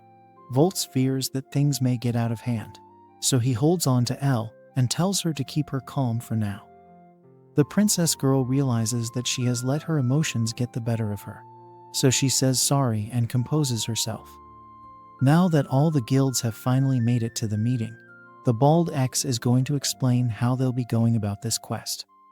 The basic premise is that everyone is going to charge from all the 4 gates in pairs. If this is the case, then the traitor will be found quite easily as per L's understanding. Now, Haruto states that the treasure sword are here for the first time, just like they have also formed a guild without any prior experience. The chances of the people from that team being traitors are low, but still not zero. Volts notices that Sana and Luna are at the southern gate, but L worries about the twins being here with former friends. Haruto simply wants to get the job done, so he tells his team that they should get going. They meet the treasure sword squad at their gate, and Michaela decides to introduce her own team. There's the buff fighter Argot, the curvy Holland, and the spear boy Y who are together with her. Michaela is shown to be a sweet girl as she extends her hand to Haruto. He asks her if she is a part of the vanguards, to which she says yes and asks if he too is part of the same duties. He is good to go. But then he hesitates when Michaela asks about the rest of his squad. Volt saves him the trouble by saying that he would prefer not to reveal his occupation at the moment. Michaela is a bit surprised because she did not know that there was a rule to hide one's identity like this. Haruto awkwardly says yes, so she buys it for now, but also states that she will find out the truth sooner rather than later. Now we learn that the fortress has 3 areas and 4 gates, which are the northern, southern, eastern, and western gates, which are all enclosed in. Area number 1 is supposed to be a labyrinth, but if they follow the signs left behind by the people who were here before them, then they won't get lost. As they proceed into area number 1, the girls ask Volts why he did not reveal their jobs to Michaela. He says that his job is very special, considering the fact that he is an S-rank hero, so it would be odd to reveal his identity, especially because he is not the leader of the group. There's also the fact that he has not confirmed whether Michaela's team is the traitor team, so they still need to be careful on that front. Now we see some goblins showing up to attack the team, so Haruto prepares to fight them. The goblins launch an assault on Michaela and Haruto, so they don't hold back either. Normally, we would see someone like Volts putting on a splendid show to destroy all the goblins in a flash, but that is not the case over here. He decides to hold back, much to the confusion of his slave girls. This is when he explains to them that he wants to practice their coordination with Haruto. They will only take turns when the time is right, so they obey their master, while Haruto uses his giant sword on the deadly goblins. The battle rages on, and even though things don't look like they are getting out of control, our hero still feels that it is important for them to start fighting soon. Selena asks her master if they should start taking turns now, and he says yes. As of now, it's only Haruto and the others who are in the goblins' line of vision, so if someone were to switch places with them, then it would lead to the goblins getting startled. Basically, Volts wants to coordinate their attacks to disturb the enemy, so he tells Selena it's time to spring into action. The slave girl follows her master, but then L asks what she will be doing in this situation. Of course, since she does not have any battle skills, our hero asks her to wait for now, and she has no other choice but to do as he says. As they charge towards the enemy, Volts tells Selena to remember everything that he had taught her before, because it is going to come in handy over here. She says yes, although she does seem a bit nervous, but Volts tells her that she will be fine. He believes in her, and that's all that she needs to hear to gain the confidence to fight. As Haruto and the team fight the goblins, our hero makes his signal, and then Haruto vanishes from the scene. This confuses the monsters because they are now confused as to who is coming in his place. It's none other than Volts, who slices through the goblins without even breaking a sweat.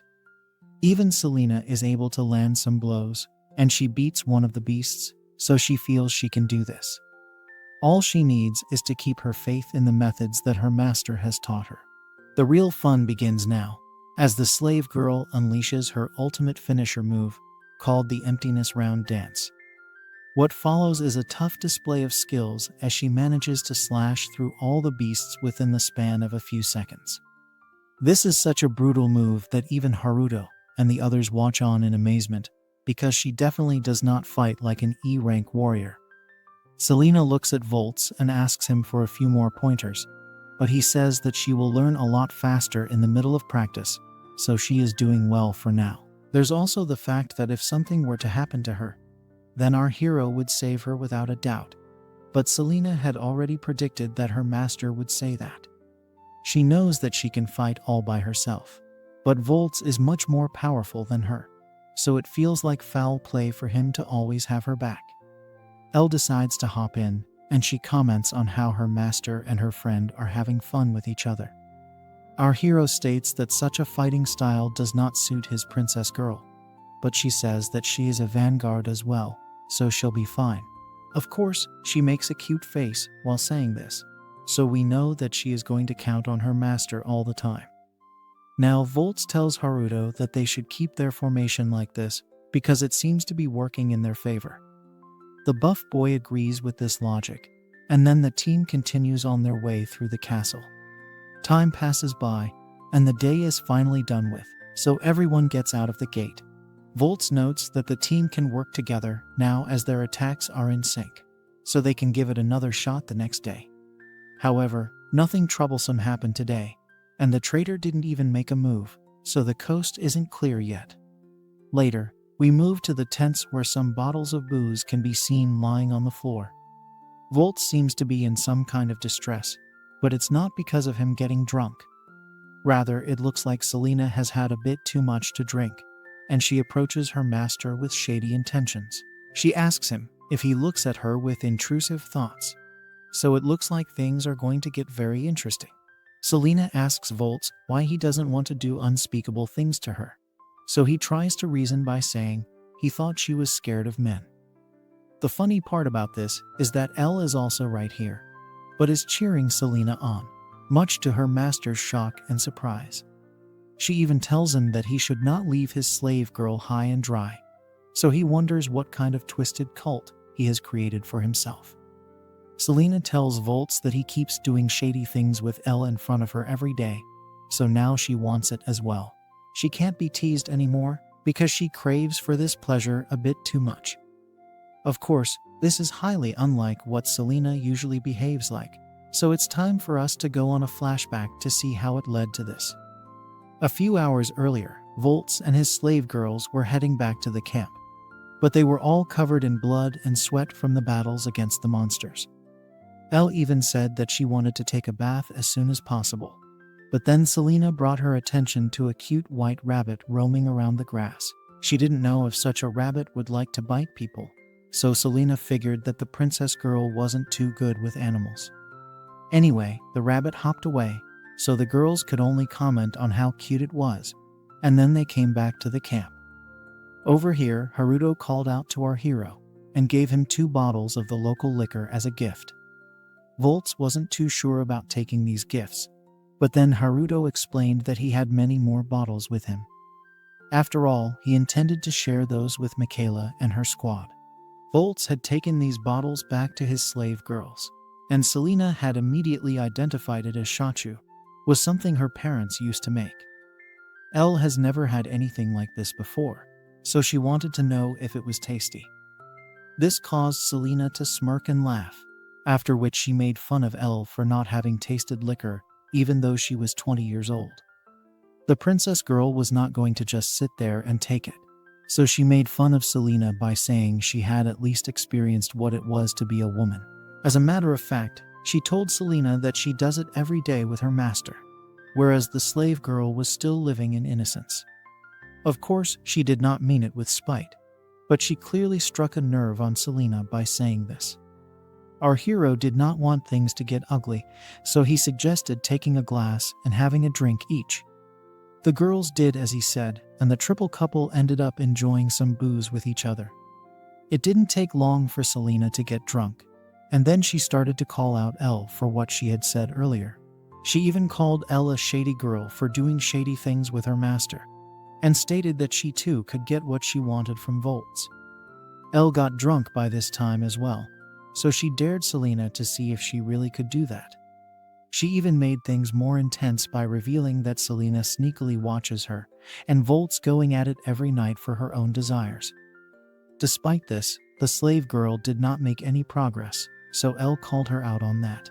Of course, this was not something that Selena wanted her master to know, but it was a bit too late for that. Volts had realized that both his slave girls became drunk, so he suggested for them to go to sleep. But that was when Selena ended up grabbing his arm and demanded him to embrace her. Now we are back to the present where Elle has passed out, but Selena is still awake and in heat. Volts doesn't know what to do because he is sober as of now. But then Selena says that she wants to move forward with him. Our hero does not know what she means, so the slave girl explains that she wants to get closer to him. After all, he was the one who saved her from the slave trader. He was the one who saved her from her previous master. He taught her how to fight and defend herself. So he is the one with whom she has fallen in love. Selena hugs her master with tears of joy in her eyes, but she still seems to be shaking due to her fear of men. Our hero points it out to the slave girl, but she does not care about any of that at this point. She brings up what Elle had said about them being so close to each other, which is probably why Selena has not made her move yet. However, now is the time, so Volts asks her not to regret what she is about to do with him. From the looks of it, Selena is bursting with intrusive thoughts, and she can't control herself any longer. This leads the lovers to hug each other and engage in shady and unspeakable acts. We also learn that Elle is only pretending to be asleep so that she can check if Selena really has it in her to get with her master. Volts figures that his intrusive thoughts should not get in the way of Elle's sleep, so he tells Selena that they should step out to resume their shady activities. This is not good news for the princess girl because she was hoping to get a nice show for a solo mission, similar to how Selena has been enjoying herself. Our hero even tells his slave girl that they will have a beautiful session, as the stars will be reflected onto the lake in front of them. Selena calls him a romantic, but Elle sulks all by herself without any action. Now, the new couple steps out to enjoy themselves in the open forest, and Volts proceeds to lay his maiden bare on the grass. Selena is a little shy because she is showing her curvy body to her master for the first time, but he makes her feel at ease. He becomes very sensitive as the shady acts begin to have an effect on her, and then the smell starts to get to her. Since this is something that she likes a lot, she wants to get closer to it, but she is shy as well. Soon enough, her desires get the better of her, so she hugs Volts and tells him that she would like to make a confession. She feels he might find it strange, so she wants him not to judge her for it. Our hero is not that kind of man, so he tells Selena that she can be open with him. This is when the slave girl reveals that she likes to smell his manly scent while they are getting freaky. Volts realizes that no one is ever safe from intrusive thoughts, so he asks Selena if she likes to smell his elephant as well. She says yes because it's very steamy and does all kinds of things to her senses. Of course, things should not get awkward, so Volts tells Selena that he will allow her to sniff him, but only under one condition, which is for him to sniff her as well. What follows is a rather intense session that ends with Selena's mouth full of joy. It's time to get down to the final act, so Volts wants to tease his slave girl first. He asks if Selena went on solo missions while watching him and Elle, to which she wants to say yes, but she has a look of innocence on her face. It looks like Selena does not want to reveal her shady nature, but our hero knows how to play these games, so he says that if she does not unleash her intrusive thoughts, then he will not give her what she wants. This makes her panic, so she says that she does indeed like such twisted acts and wants to be taken instantly. Volts continues to tease her for a bit, and this drives her up the wall till she is unable to take it anymore. Our hero asks Selena once again if she went on solo missions while watching him with Elle, and she finally says yes. However, he makes her say it again, but louder, so that she can release the energy that has been building inside her for so long. This is when Selena finally admits to solo missions each and every time that she saw her master with the princess girl. The smell had a strong effect on her, so she just could not control herself. Now that she has finally said what Volts wanted to hear, she begs him to turn her into a woman, because the feeling is starting to take over her body. She wants his elephant to vanish inside her black hole, but he wants to take his time so that it doesn't overpower his slave girl. He asks her to tell him if she gets hurt or anything like that, but Selena is not going to have any problems with it. What's really creepy though is the fact the white rabbit from earlier is watching them with shady intentions. Soon enough, Selena is turned into a woman, and the night stars begin to shine brighter than ever before. Now that her desires have been satisfied, we move to the second day of the quest, where Haruto and his team work closely with Michaela's treasure sword to get rid of all the goblins right from the first gate to the second. Their teamwork looks proper, as they are able to slash through all the monsters without any hassles. Despite this, Selena knows that the demons are only going to get stronger if they continue going through different levels. Keeping this in mind, it would be nice to have their coordination synced up to be faster. Elle states that in such a situation, Selena would not be noticed by the demons so easily because she takes a lot of time to speak up.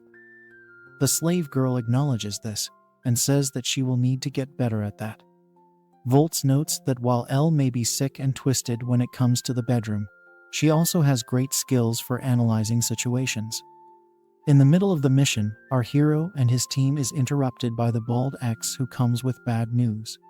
He informs everyone that Fabio has been attacked, and it looks like the work of a traitor. Michaela does not get what this means, so Haruto explains to her that there is an imposter among them who is out to wreak havoc.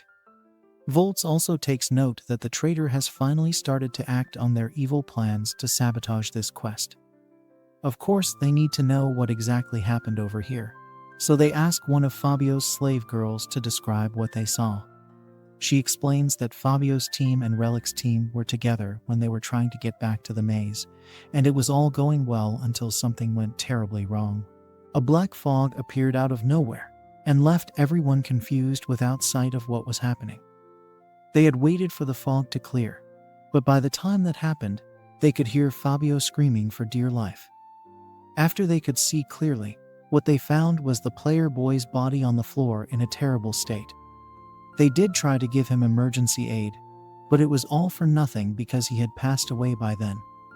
The event seemed to add up, but no one is able to figure out what this black fog really is. Relic states that it did not have the same effect as poison, and could only make one's vision go away. He looks really scared as he says this, so the others ask the team members if they were able to see who did this. Sadly, no one could land their eyes on the culprit, and by the time the fog cleared, nobody from the team looked suspicious. Gale takes this chance to speak and says that there was someone who had probably attacked this team from another gate. It should be crystal clear by now that the traitors were not the ones with the victims.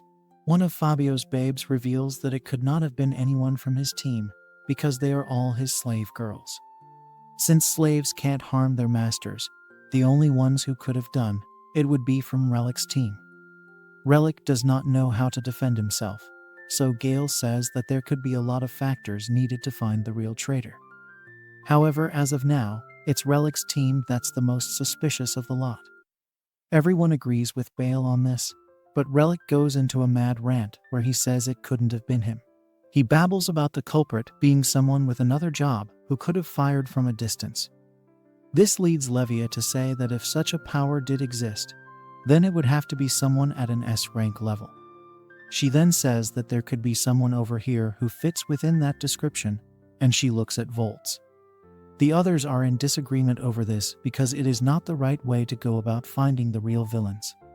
Anyway, the bald ex thanks everyone for their inputs and says that it's late, so they will decide on what to do the next morning. At the tent, Volts asks Haruto if the traitor is going to use the black fog to get to them. The buff boy honestly has no idea what may happen, because up until now, the traitor would only target people when they were alone. This time was different because they could hide within the black fog, so as to avoid being seen by the others. Our hero figures that the traitor is getting braver by the moment, which means that he and the girls will have to be even more careful moving forward. He asks Haruto what's his take on the black fog, but the buff boy is quite clueless on the matter. Volts lets it be for now, but he feels that Haruto is hiding something from him. He discusses this with the girls later inside the tent, and that's when the white rabbit from yesterday shows up. All of a sudden, it calls out to our hero by his name and asks him to come to the lake. This is quite shocking for our hero and his slave girls, so this could be a trap. However, Volt states that if such is the case, then it shouldn't be a strong enemy he'll be up against. Even so, he decides to take some corn with him, and then he follows after the white rabbit that hops away with magic. Soon enough, he finds a girl sitting next to the fire, and it turns out to be one of Fabio's slave girls. More importantly, it's the one who caught his eye earlier with her neutral expression. She calls out to him by his name, so he says she might have found it out through the rabbit. He did keep his identity a secret, so the girl admits that she is a tamer who was able to get this info from the rabbit. The rabbit's name is Elizabeth, whereas the slave girl's name happens to be Phi, who is a teenager. Volts wants to know why she has called for him to come here, so she says that she wants him to provide for her. He is a bit confused to hear this, so Phi explains that she is going to make him her new master.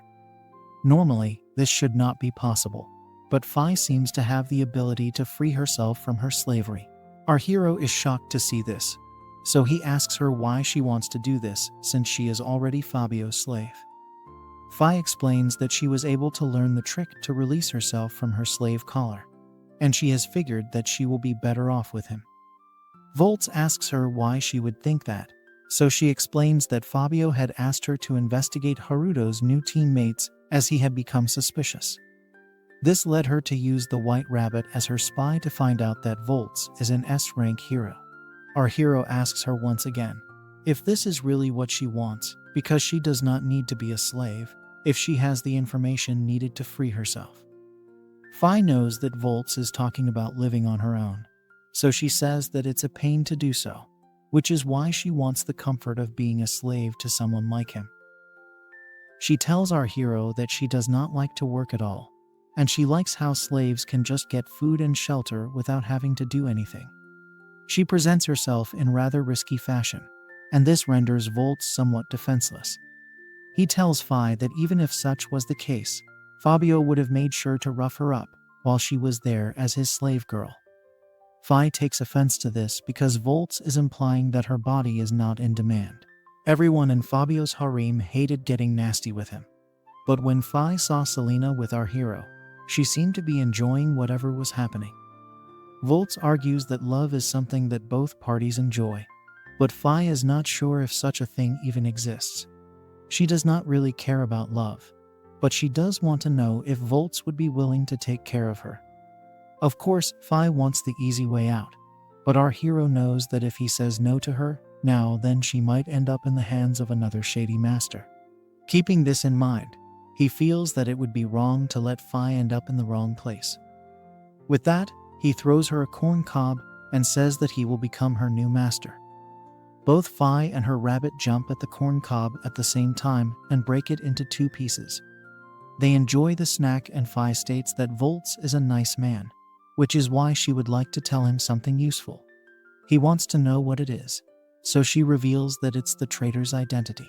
It's time to go back to the main camp, where we learn that the Treasure Sword, Serpent's Dream, and Decapitation Flash squads have all left the quest. That's when we see the bald leader X thanking the other survivors who have decided to stay back despite the obvious risks.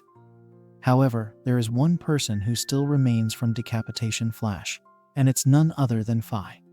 X asks her if she is fine with this, and she says yes, after which we also see Volts, L, and Selena right next to her.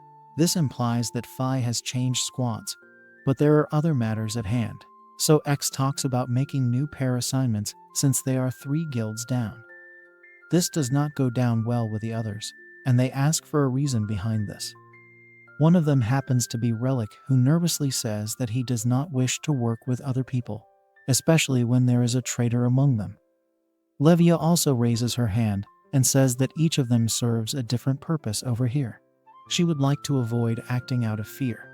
But this amazes Volts because he never knew that the other people over here had an actual purpose. Levia continues by saying They should be able to protect themselves, as they are adventurers who will take risks only when it makes sense to do so. X sees the sense in this, so he declares that each of the guilds will act as per their own accords. The bald leader can only wish the others good luck. And then we move on to Phi, who makes an introduction to Haruto with her rabbit. Of course, he was not expecting to see someone from Fabio's group over here, so he asks what's going on. Volts vouches for her and says that she is a tamer, so she will be able to help them catch the traitors. Haruto gets it, but says that Volts should take care even if that is the case. Our hero says sorry for taking Phi without telling Haruto, but then the slave girl asks him if he is not going to tell Haruto what they had spoken about the other night. Volts states that he does not want to reveal the traitor's identity to Haruto just yet because the news may upset him.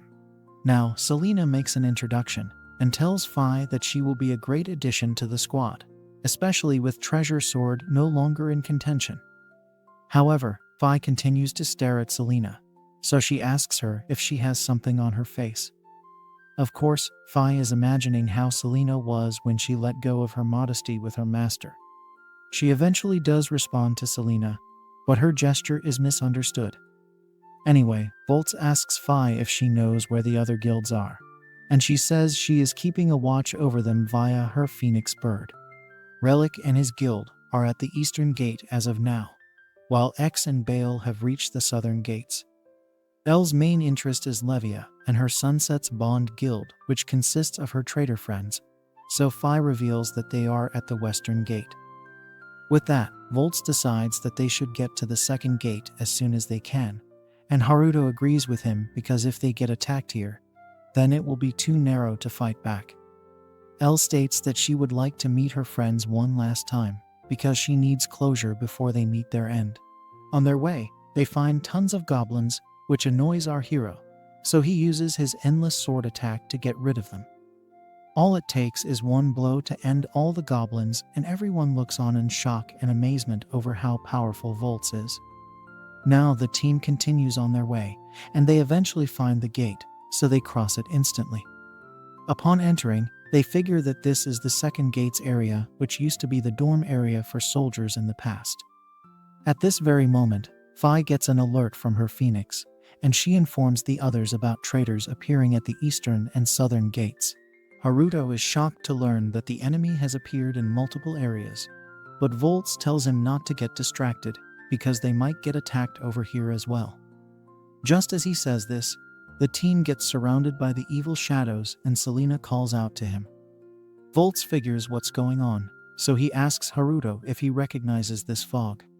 He is unable to believe what he is seeing because it's the same fog that his buddy Leonardo used to deploy.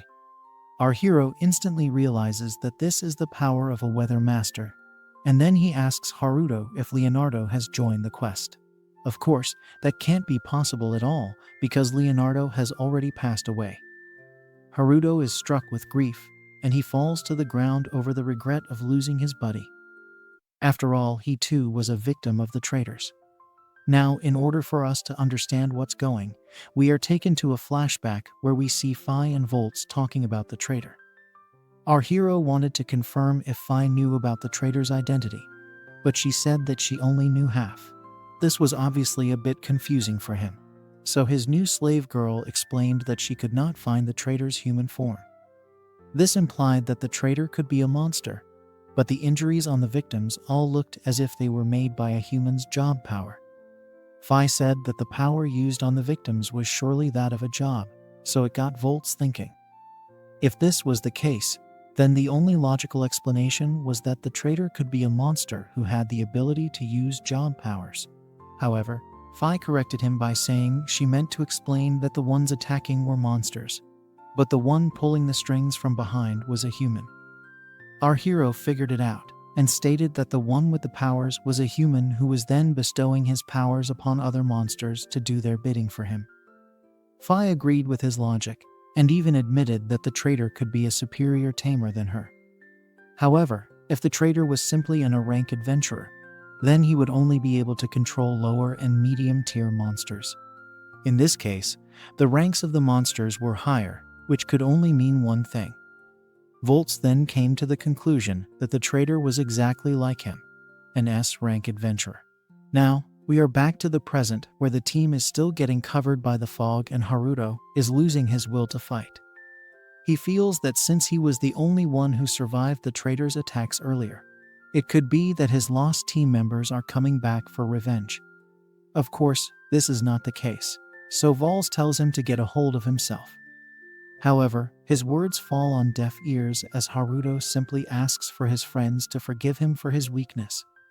He is still riddled with guilt, as he holds himself responsible for letting all his guild members lose their lives, and the fog continues to grow thicker with each passing second. Soon enough, Volts is not able to see anything in front of him, so he calls out to Haruto and asks him to talk to him. There is no response over there, so our hero calls out to L, Selena, and Phi to see if his slave girls are all right. They all seem to be fine, but the problem is that they can't see anything either. There's no time to waste, so Volts asks L to use her sacred beast of the wind to get rid of the fog. She does as her master says and summons her aerial bird to save the day.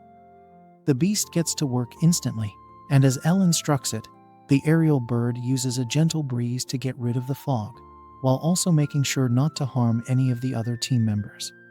The fog starts to clear soon enough, but Haruto is nowhere to be seen anymore. Volts calls out to him, but then Phi reveals that her Fenrir cat saw Haruto running away in the same direction they came in here. This is fine to our hero, because it would have been a bad idea to let Haruto stay here anyway. Of course, it would be nice to have an animal to keep an eye on Haruto as well, so Phi sends her Fenrir cat to do the job. Now that they are in the clear, Volts asks Phi if she could see the man who created the fog in the first place. She reveals that she did manage to catch a glimpse of the culprit, who happened to be an ogre. This is a very powerful monster, so Volts wants to know why he would come to attack them like this. Phi reveals that the ogre only came here to see her master's face, because he too is an S-rank fighter. Volts figures that the enemy knows of his identity, even though he has tried to hide himself from the common view. He then asks Phi what's happening with the other guilds, and she explains that they are entering the houses in order to evade the ogre's attack. The sun is setting, and Elle could also need some rest for herself after using the aerial bird, so Volts suggests getting some rest in one of the buildings over here as well. Elle takes this chance to rest her head on her master's body, and she acts as if she is really exhausted. She even asks our hero to carry her, but Selena gets jealous and asks her master to leave Elle as she is. Of course, the princess slave knows that Volts would never leave her alone, but then Phi states that it's a pain to walk so much. She would like to be carried by Volts as well, but both Selena and Elle instantly say no to her. The princess slave even laughs as she says this, so Volts figures that she just wants to have him all to herself, although he also seems to suspect something else. Anyway, the team seeks shelter in one of the buildings, and they stay there till it's night time. We see Elle looking out of the window with seriousness in her eyes, and then she hears someone approaching her. As expected, it's none other than our hero, but Elle is shocked to see her master coming towards her. He says that she does not have to act so stiff in front of him, but this surprises the princess slave. That's when Volts reveals that he could see through Elle's cheerful act in front of Selena and Phi. He knew that she had some kind of darkness around her earlier, so he asks Elle if she is nervous about meeting and confronting the friends who had betrayed her earlier. This makes her emotional, but she maintains that Volts and Selena are with her, so it's a blessed time. However, she reveals that she and Selena had been thinking that after being saved by Volts, they both were rescued and peace was brought back into their lives. However, if their master was to be taken away from them now, then it would be like their worst nightmare coming true. Of course, Volts springs into action and engages in an emotional act with his princess slave. He then tells Elle that he would like to apologize for making her display such a painful expression. Our hero then promises that he would never let Elle be alone, no matter the cost. This makes her very emotional, so she hugs her master once more, but also maintains that if he shows her so much passion, then she will only want to crave him more. She begins to act playfully, which gives our hero some relief as she is finally back to her normal self. They decide to indulge in some friendly behavior and act out their intrusive thoughts. But Volts asks Elle to keep it down because he does not want to wake up Selena or Phi. Elle doesn't care about that as she does not mind showing the other slave girls how much she loves her master. After a rather passionate session, Elle promises that she will definitely come back to her master and her other slave friends, both of whom are shown to be wide awake thanks to the noises from before. She tells Volts once again that she loves him, and the couple embrace once again. The next day arrives, and we can see the phoenix bird flying high up in the sky to watch over the other guilds. It gives Phi the message that these guilds are being attacked by the ogre at the other gates. This alerts the others, especially when Phi mentions that Elle's revenge targets are also being attacked. She goes on to state that the twins Luna and Sana are in danger as well, so Volts does not want to waste any more time. He tells the team it's time to spring into action, and then we shift to Luna and Sana, who are in a spot of bother at the southern gate. They panic as they see their own guild member being ended in front of them, and they hold on to each other for support. We then see the massive size of the monsters attacking them, and none of the other fighters are able to match their strength. Things aren't looking good for the twins, and then we shift to the western gate, where Elle's targets are also running away from the monsters. They are without their leader Levia, who seems to be the only one who can put up a fight against these monsters, so the cowards can only run for their lives as of now. Kurd is asked to stop the beasts with his magic, so he tries his best to do so. He takes some time to chant a spell, but soon enough, he launches an onslaught of fireballs at the deadly beasts. He is able to land a direct hit, so the team thinks that they have things under control. But that is most definitely not the case, as the fireballs could not even leave a scratch on the monsters. One of these beasts lands an attack on Mordred, and he is barely able to defend himself before he falls to the ground. The team is now cornered by the monsters, and it does not look like they are going to make it out of this alive. They panic helplessly as the monsters prepare their finisher moves on them. But just as the final blow is about to be dealt, we hear Volts in the background. He unleashes his endless swords on these beasts, and this causes a distraction from the target group. Our hero goes on to fight the monsters in impressive fashion as he shows off all his sword skills. It's one slash after the other for him as Volts takes down multiple monsters without even flinching. His brutal assault leaves no survivors as the ogre monsters lose all their heads, and our hero stands in front of the target group, looking like an alpha male. Of course, these cowards have never seen anyone as strong as Volts their entire lives, so they thank him for saving them from certain doom. Of course, our hero did not do this out of the goodness of his heart. And then we hear Elle stepping into the scene. She says that she's glad the monsters didn't get to end her friends because she is the one who is going to do it. The group gets scared when they see Elle in front of them because they had thought she was sold off as a slave girl. Selena and Phi also come to the scene, so the group is very confused. They can't figure how Elle has made it to them over here because she is alive and well. Of course, the princess slave only comments on how long it's been since they've seen each other. She's glad that her fake friends remember who she is, and she asks them to rejoice over their reunion. The group becomes nervous, so they try to act friendly in front of Elle by saying it's a good thing for her to be back. Of course, she does not think of this the same way, so she asks them if this is something to be so casual about. Her words strike fear into their hearts, but Volts can't stick around over here because he also has to save Luna and Sana. He tells Elle that he's leaving for now, so she tells him that she will surely make it back to her master. Selena then steps in and says that she will make sure to return Elle to Volts, and even Phi is interested in these cowards, so she also offers to help out the princess slave. With that, Volts rushes to save Luna and Sana, but also tells his 3 slave girls that they must return to him. Elle knows that she is not alone anymore, and for the sake of her happiness, she is going to end it all right here, right now. The cowards don't see an out for them, so they try to play nice by asking Elle to hear them out. They even say that they did not intend to betray her, so Elle asks them who it was that gave them the order. That's when she learns that the main villains were Soriella and Misha, who happened to be her sisters, just as she had suspected. Seeing the look on Elle's face makes the cowards feel like they have a chance, so they say that their own families were taken as hostages, so they didn't have any other choice but to do as the sisters told them. They even say it was very hard for them to sell Elle off to the slave merchants, so they ask her to make up with them and let it all be in the past. Of course, she is not going to be fooled so easily, so she mocks the cowards by saying they should definitely make up.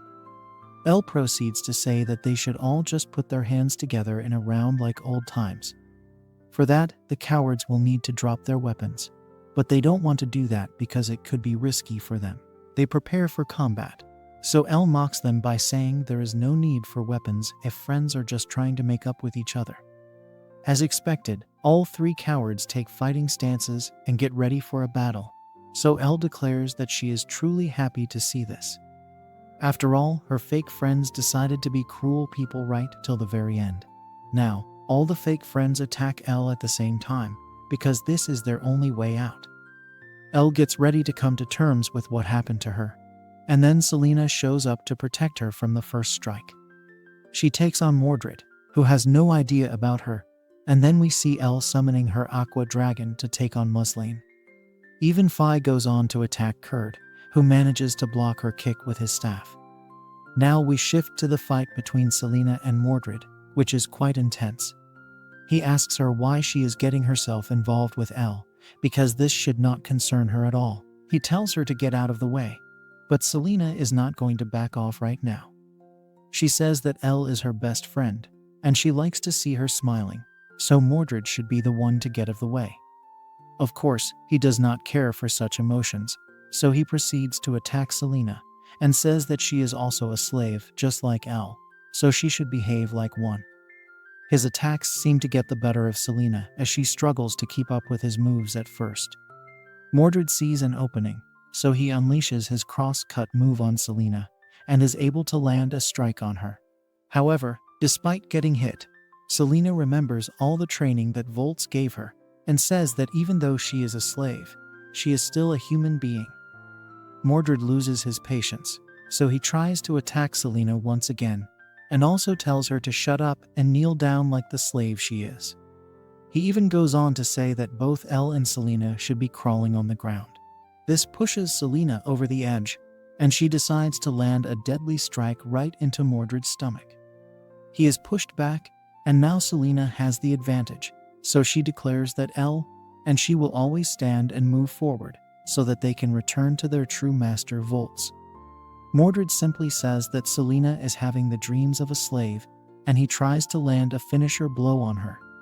However, Selena manages to get one over him, and directly strikes Mordred in his chest right through his armor. The coward boy spits out some blood and starts to fear for his life. But this is the end for him. Selena says that if a person hesitates, then he will lose everything, just like how it happened to Mordred. She does not want to lose anyone she cares about, which is why she has emerged as the victor here. Meanwhile, Vi is also fighting Kurd, but the shady wizard does not know why she is against him. She explains that she is only interested in the girls, and not in revenge because she does not see the point of it. Kurd says that if Vi knows this and still wants to fight him, then she is only a fool. She is just the kind of person he hates, which is why he decides to use his magic powers on her. However, he misses his attack as Vi is able to dodge his onslaught. At first, there is only smoke everywhere, so Kurd believes that he has blown up the slave girl.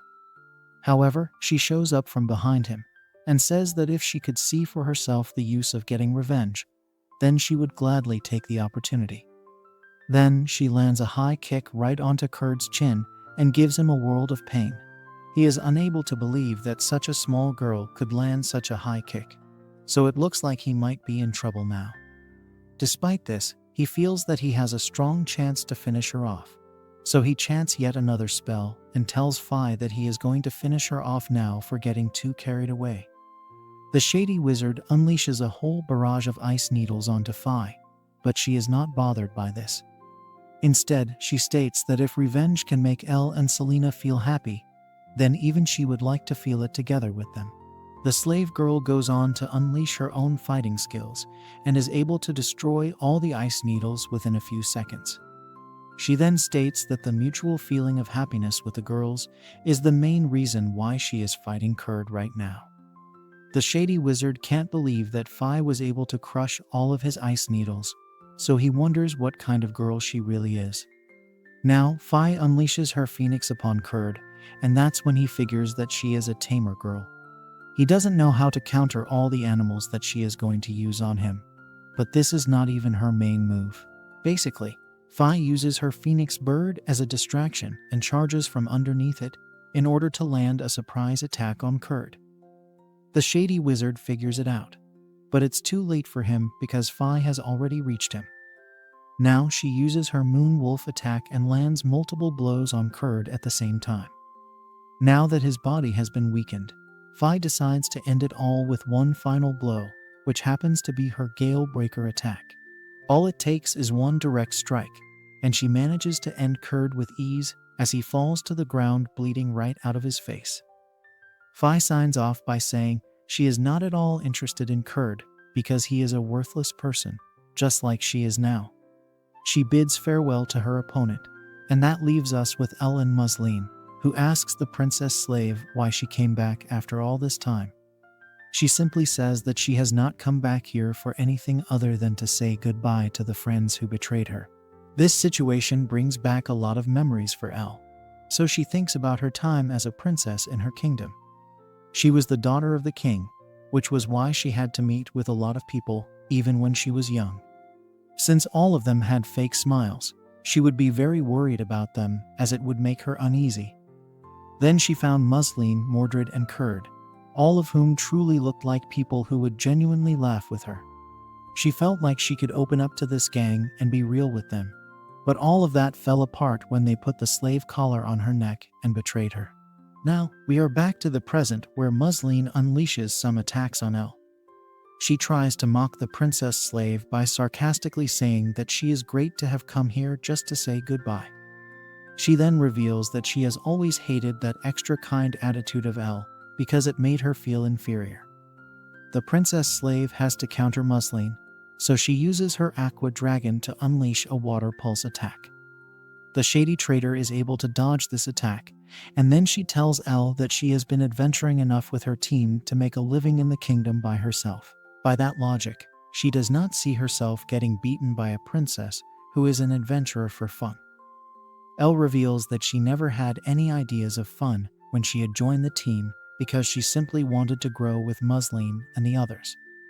The aqua dragon continues to spray water all over the place, so the traitor girl makes her move, while also admitting that she was always thinking of ways to end Elle.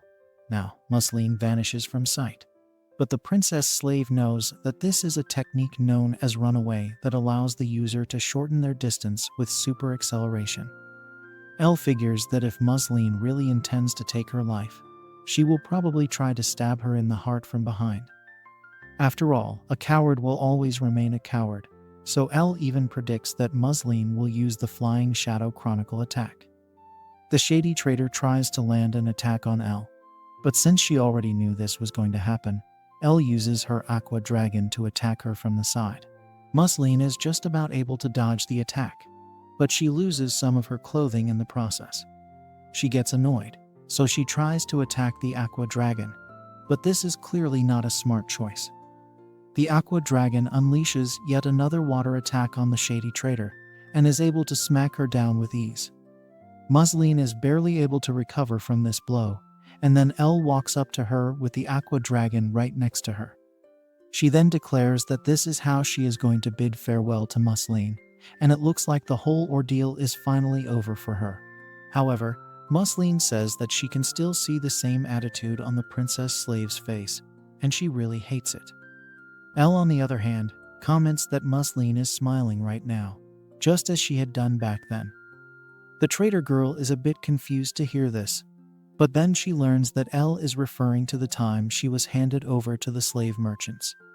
She was trying to ask for help, but Muslin simply kept her mouth shut with her cloak, while she kept laughing at her. The shady traitor reveals that it was very hard for her to hold back her laughter at the time because she got to see a princess who was always clear in the head, now twisting her face and crying in such a situation. Elle is sad to hear this, but she continues to come closer to Musline, which is what she wants her to do. She says that the moment Elle comes within her range will be her last, and then she charges at the princess slave with her dagger, still thinking that she has a chance. Of course, the aqua dragon is waiting for her and gobbles up Musline right in front of Elle's eyes. She can still see the traitor girl struggling in the water, so she says that she never asked to be born as a princess. She also does not want to be trapped in her past anymore because she wants to live her life in peace with the people she leaves. This is why she wants Musline to go away once and for all, and she continues to scream out her wish again and again while the traitor girl drowns till her last breath. Eventually, Elle has to be stopped when Selena puts her hand on her shoulder and reveals that Musline has been ended. Fi is also right behind Elle, as she witnesses her fake friend's body floating within her aqua dragon. However, if this is the case, then Elle does not know why she is still feeling so sad about it. Meanwhile, we see Volts, who is done taking down more monsters. He can sense that Elle must have been done with her revenge by now, but then he senses someone rushing towards him. A girl bumps into our hero while saying sorry, so he asks her if she is all right. The girl turns out to be Luna, who is just as shocked to see Volts as he is to see her. Our hero asks Luna where Sarah is, and this causes her to start crying in front of him. She begs him to go help Sarah, which means that she is definitely in some kind of trouble.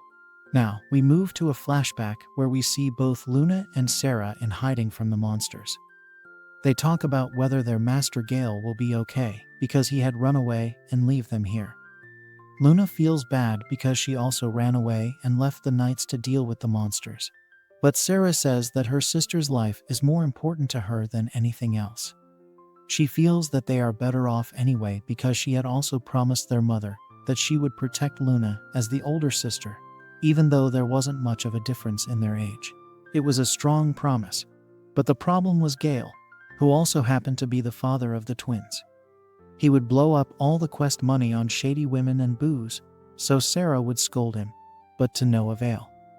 Gale only wanted to enjoy himself because it was apparently hard for him to deal with his own wife's health. However, Sarah did not buy into his shady act and simply stated that he was done for.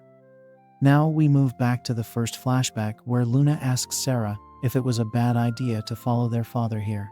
She does not know if there is a right answer to this, but they do need the money to buy medicine for their mom. Suddenly, Sarah can hear a monster growling, so she pushes away Luna to protect her from the attack. That's when the monster strikes the building and Sarah is made to bear the brunt of the damage. The priest girl falls to the floor, and we can see the beasts from before staring at the girls with deadly intent. Luna asks Sarah if she is fine, but she tells her to run away from the scene. After all, the real problem is that the monsters must have already ended the knights if they've made it here. Luna tells Sarah that she is not going anywhere and leaving her sister alone, but she is told that she needs to hurry up while she still can. Sarah is going to fight these monsters as much as she can to buy time for Luna, but this makes her cry. Sarah tells her that she needs to listen to her big sister and get out of here now. After all, no one will be able to take care of their mom if the both of them are ended here. Luna finds it hard to do this, but she eventually leaves and tells Sarah that she will come back with someone to help her, so she needs to just hang in there. Now it's just the priest girl and the monsters, so she kicks things off by attacking them with her light bombing Angel Nova. She lands a direct hit, but it's of no use as the monsters are not affected. Sarah tells them to leave her sister alone, as she is not the type to get her hands dirty. She then calls upon the holy light for healing, and says that she is also not that type of girl, but she will still deal with the beasts. The demon beast swings his club at Sarah, and she is able to dodge it, but just barely. She goes on to mock the monsters and says that they will not get anywhere if they are so impatient. Sarah goes ahead with another light bombing attack. but it's of no use as the demon beasts continue to attack her without even letting her finish her chants. Things are not looking good for the priest girl as she is running out of breath and time. But there's not much else that she can do. If even one attack touches her, then she will be done for, and then we see the monsters stomping the ground. Sarah comes to the realization that she is no match for these beasts, so she will just have to accept her fate. At least Luna was able to escape the scene, so Sarah is happy that she was able to stall the monsters if not anything else. As the demon beasts prepare their final attack on her, Sarah calls out to her mom and says that she managed to protect her little sister. She wishes to be praised by her mom, but then she hears someone else saying that she really is a good sister. Sarah knows this voice, and then she sees Volts standing right in front of her in all his glory. As expected, he uses his endless sword attack to stop the monsters with ease, and then he looks back at Sarah as she realizes who her savior is. He is glad to have made it just in the nick of time, and then he pats Sarah on the head for doing a good job. She becomes emotional and holds on to our hero for comfort, after which even Luna makes it and grabs her big sister out of relief. The both of them have countless tears in their eyes because they didn't think they were going to survive this. Of course, Volts has made sure to leave the monsters alive for now because he knows that he can talk to the traitor through them. He calls out to the main villain, and this shocks the monsters. Volts then asks him what his purpose is in harming and ending the lives of innocent people. There is fear in the eyes of these monsters as our hero looks straight into them and says that he will not allow this to carry on any longer. He has had enough of the mess that this traitor has caused, so he is going to be there to see him soon. Volts even says that he is going to chase him down, so he should just sit back and wait for him. In a surprising turn of events, our hero decides to call back his move, so he withdraws all the swords from the monster. They are surprised by this move, but since they are being controlled by someone else, they decide to walk away from the scene. Volts observes them and realizes that they are going to the third gate, which means that the traitor is going to be over there inside the castle. He has his own mission to carry out, so he tells Luna and Sarah to wait for Elle and the others to come and get them. When all of this is over, he wants the sisters to tell him exactly what is going on with them. Luna understands this, and she also asks our hero for his help. Sarah does not want her to trouble Volts any longer, because they do not have any money to pay him for his services. Our hero has no issue in helping the girls, but Sarah says that this attitude is of no good to them. After all, if they take advantage of him once, then they will continue to do so again and again.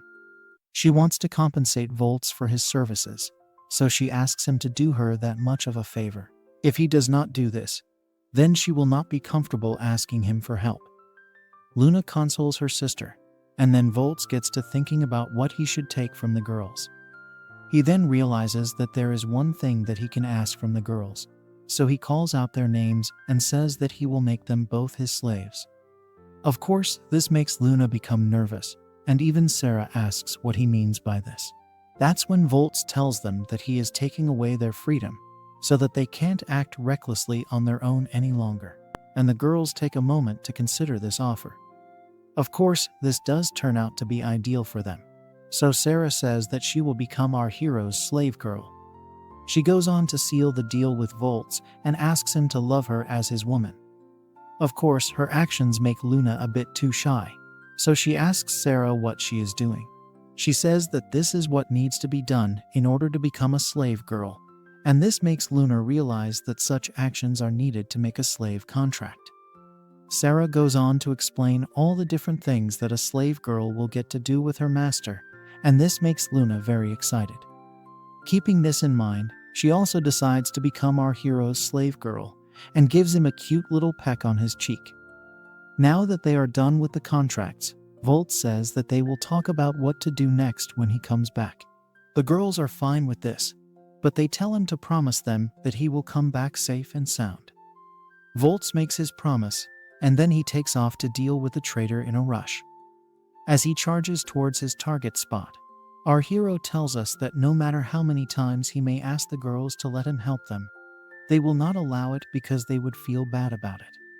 However, if he binds them as his slaves, then he can protect them as part of his duty. With this out of the way, he now has to focus on getting rid of the main problem, which is the traitor. He follows the trail of blood that was left behind by the ogres due to the injuries he gave them. As expected, this trail leads to the castle, and Volts enters it, after which he comes across a staircase that goes up.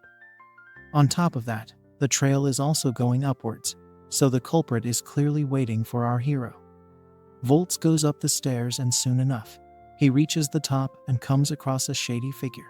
Our hero prepares his sword to fight this traitor, but it turns out to be Relic all along. He gives a shady smile and shows a whole bunch of plants that can help relieve stress and anxiety. Of course, now we know what is making Relic so charged up, and he even says that he is not going to hand any of it over to Volts. Our hero realizes everything, but he finds it hard to believe that Relic would risk his own life and take the lives of others just to protect these plants. That's when he figures that Relic is not the man he is after, and then a monster shows up from behind to attack him. Volts is able to dodge the attack, but Relic is not so lucky, and he gets chopped off in an instant, even though he is still enjoying the smell of the plants. Now, a girl from behind says that she is glad to see that Volts was able to spot her presence so quickly. Volts takes one look and declares that the traitor all along was none other than Levia, the leader of Sunset's band. Now that her identity has been revealed, Levia is asked about her intentions by Volts. She says that she wanted to meet someone like our hero, but this confuses him. He asks if she is interested in him because he is an S-rank hero, but Levia says that her main interest is because Volts is one of God's chosen, who is a leader vessel.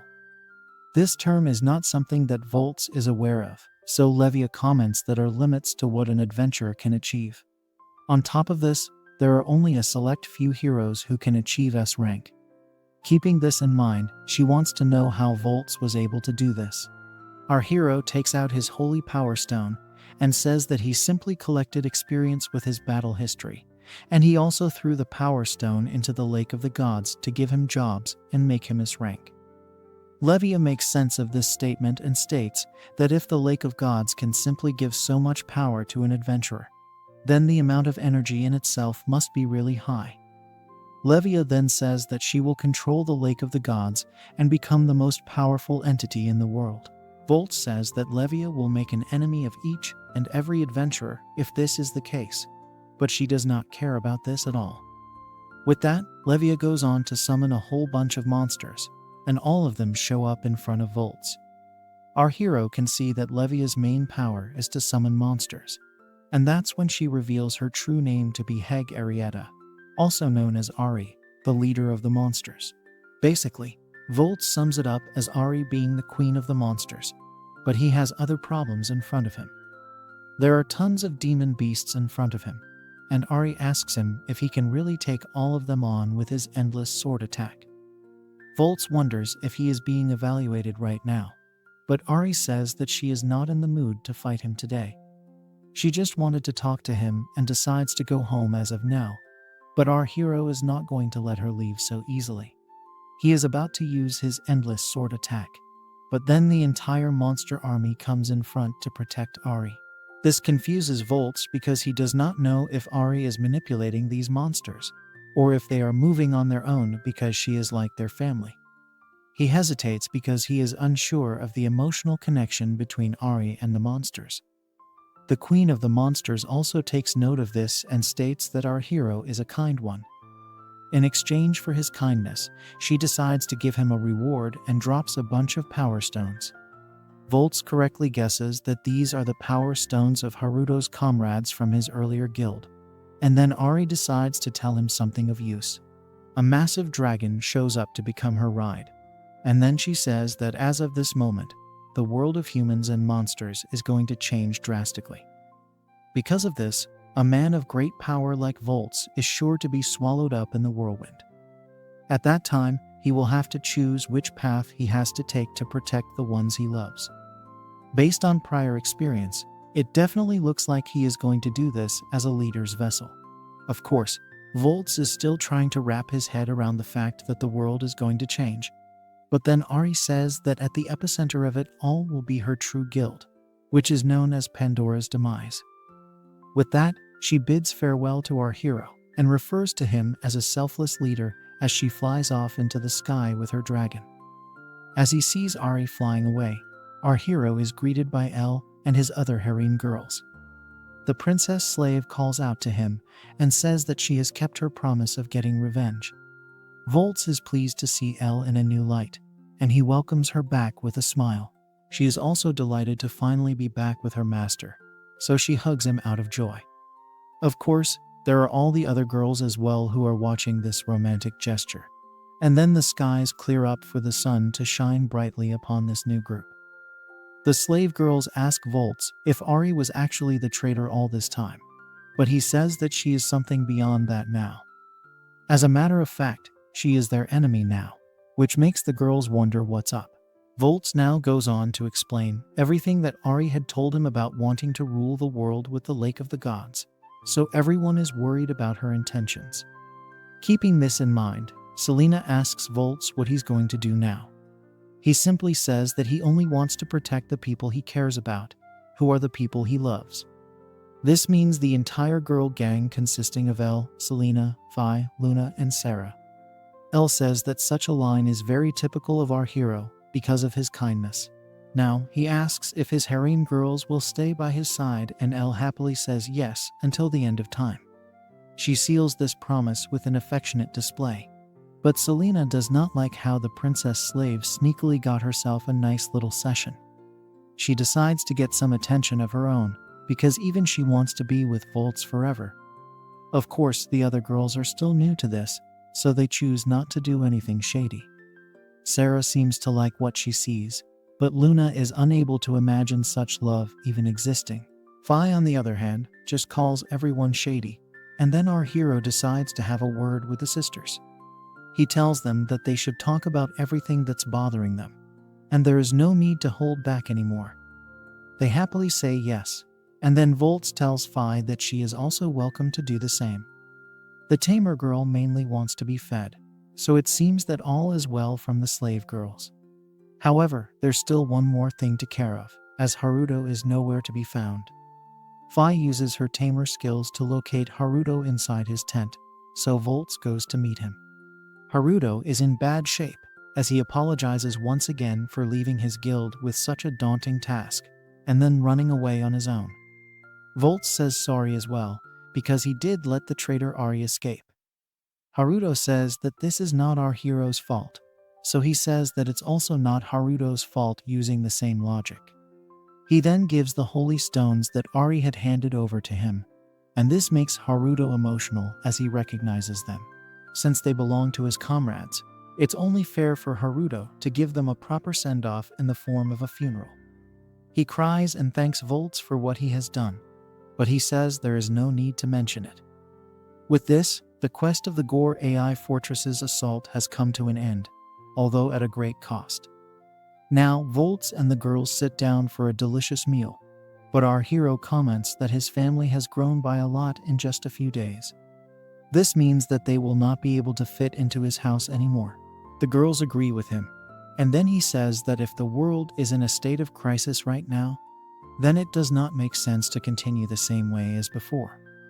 After all, he needs to protect what matters to him, so Sarah asks if he wants to go into hiding and operate from the shadows. However, Volts says no to this idea, and says that they can't carry on as adventurers anymore. Fi does not get this because they should be protecting each other, not going out into the open. That's when the tamer girl also says that they simply need to get more members on their side, if they are to get the job done. Volts agrees with this logic, and says that they must establish a guild first, because no one will ever trust them if they are not a recognized body. Sarah is impressed to hear such an idea, and she likes the concept of being part of a guild. Luna also says that it would be fun, and explains that the original meaning of guild used to be family. Sarah then suggests making a guild that would be full of slave girls. Of course, such a name would not send the right message, so our hero suggests using a name that is more suited to the general public. As the girls continue to argue over the name, Volt says that as long as a large number of people live in this guild, then no one will be able to steal their peace. Elle seems to figure out what her master is trying to say, and even he agrees with what she is trying to suggest. He takes a look at the fortress in front of him and states that he is going to build a new kingdom for him and his harem girls right here in this fortress. This does seem like an uphill task, but if you really think about it, this sounds like the perfect plan. With the Battle of Gore AI finally being ended, repairs to the castle and the city went underway right from the moment the completed mission was reported. Things were going well for whoever entered the area and engaged with each other, but the main problem remained the population. Only about 100 adventure citizens had gathered over here in this much time, and we can see that Elle wants to do other things apart from rebuilding the city. Our hero calls Elle shady for luring him away, while everyone else is doing their best to make do with the fortress. The princess slave simply says that she could not help herself as she has not been able to act on her intrusive thoughts with him ever since he became a part of the rebuilding process. Since she has said this, Volts decides to give Elle an extra surprise gift, and she is more than happy to receive it.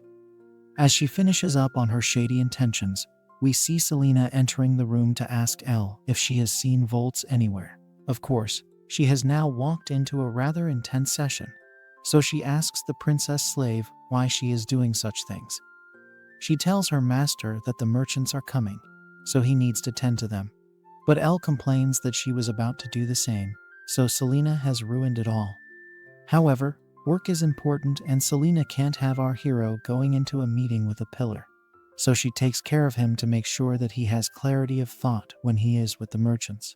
As she walks out of the room, Selena notices Sarah doing her best to clean up the space, and she comments on how much she has grown over time. However, Elle walks in and notices that there is something on Selena's lips, so it makes her very upset. Even Sarah wants to know what Selena was doing behind closed doors, but she simply changes the topic. Now the girls discuss the meeting today and wonder if it will go well because everyone else has said no to Volts so far. Luna is shocked to see that their plan would be so hard to enact, but Phi says it makes sense because they don't really have a lot of people right now. Now we shift to the actual meeting between our hero and a merchant who is reading his proposal. He says that these are very rough conditions and explains to Volts that even though he is an S-rank hero, it won't help his case with a merchant. After all, he has to look at the profits, and they don't seem feasible with the current model. He also brings up the point that they need more people, so this meeting does not go too well either. The girls talk about it while making food, and then the meal is laid out for their master. Volts comes to the table, and then Phi asks him if they got rejected again. This is a rather blunt way of speaking, but Volts does not have a problem with it, and says that it's mainly because of their low citizen count. Phi decides to come up with a suggestion, which is that they should try to get people from places that have too many of them. This is a good idea, but Volts does not know where to find such places. That's when Phi reveals that she is from the continent of Shupil, where people have been fighting each other for years. On top of that, there are some people who are just unable to live normal lives in that area. If our hero were to try, then he would be able to save these people and bring them over to his own kingdom. Volt sees sense in this, but then the demon boy Jess appears and says that they need to think this through. As a matter of fact, he has heard that the continent of Shupil is filled with thieves, but Phi says that she had heard the same thing about the people of this land. Our hero is asked what he would like to do in this situation, so he says that he simply wishes to act.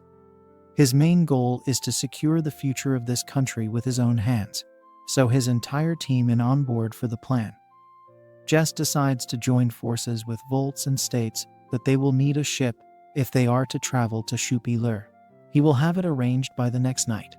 And then the reception boy says that he will ask some of the adventurers to protect the country while Volts will be away. Our hero is fine with him taking care of guarding duties, and then Phi says that she will also come along with Volts because he will need a guide to help him around the place. The ship gets arranged, and it's time for our hero to leave with Phi, so he says goodbye to the other slave girls. Elle and Selena also tell him that they will be waiting for his return, and then Volts takes his leave. On their way to their destination, Fi asks Volts if he is worried about Elle and Selena. He says yes and adds that he did not believe he would miss them so much. But the important thing is that he trusts them. As a matter of fact, he feels that it's the trust in their strength as a family that makes dreams come true. This includes Fi as well, so she is glad to have our hero's favor. Anyway, Volts is ready to make this happen by hook or by crook, so he and Fi continue their journey towards Shupil. After a long journey, the team manages to reach the shore from where they are supposed to set off, and then the driver reveals a massive boat. Volts is impressed by what Jess was able to sort out for him, as it truly looks like a work of art. The boat's operation is embedded into its steering wheel, which has a central jewel connected to the main engine.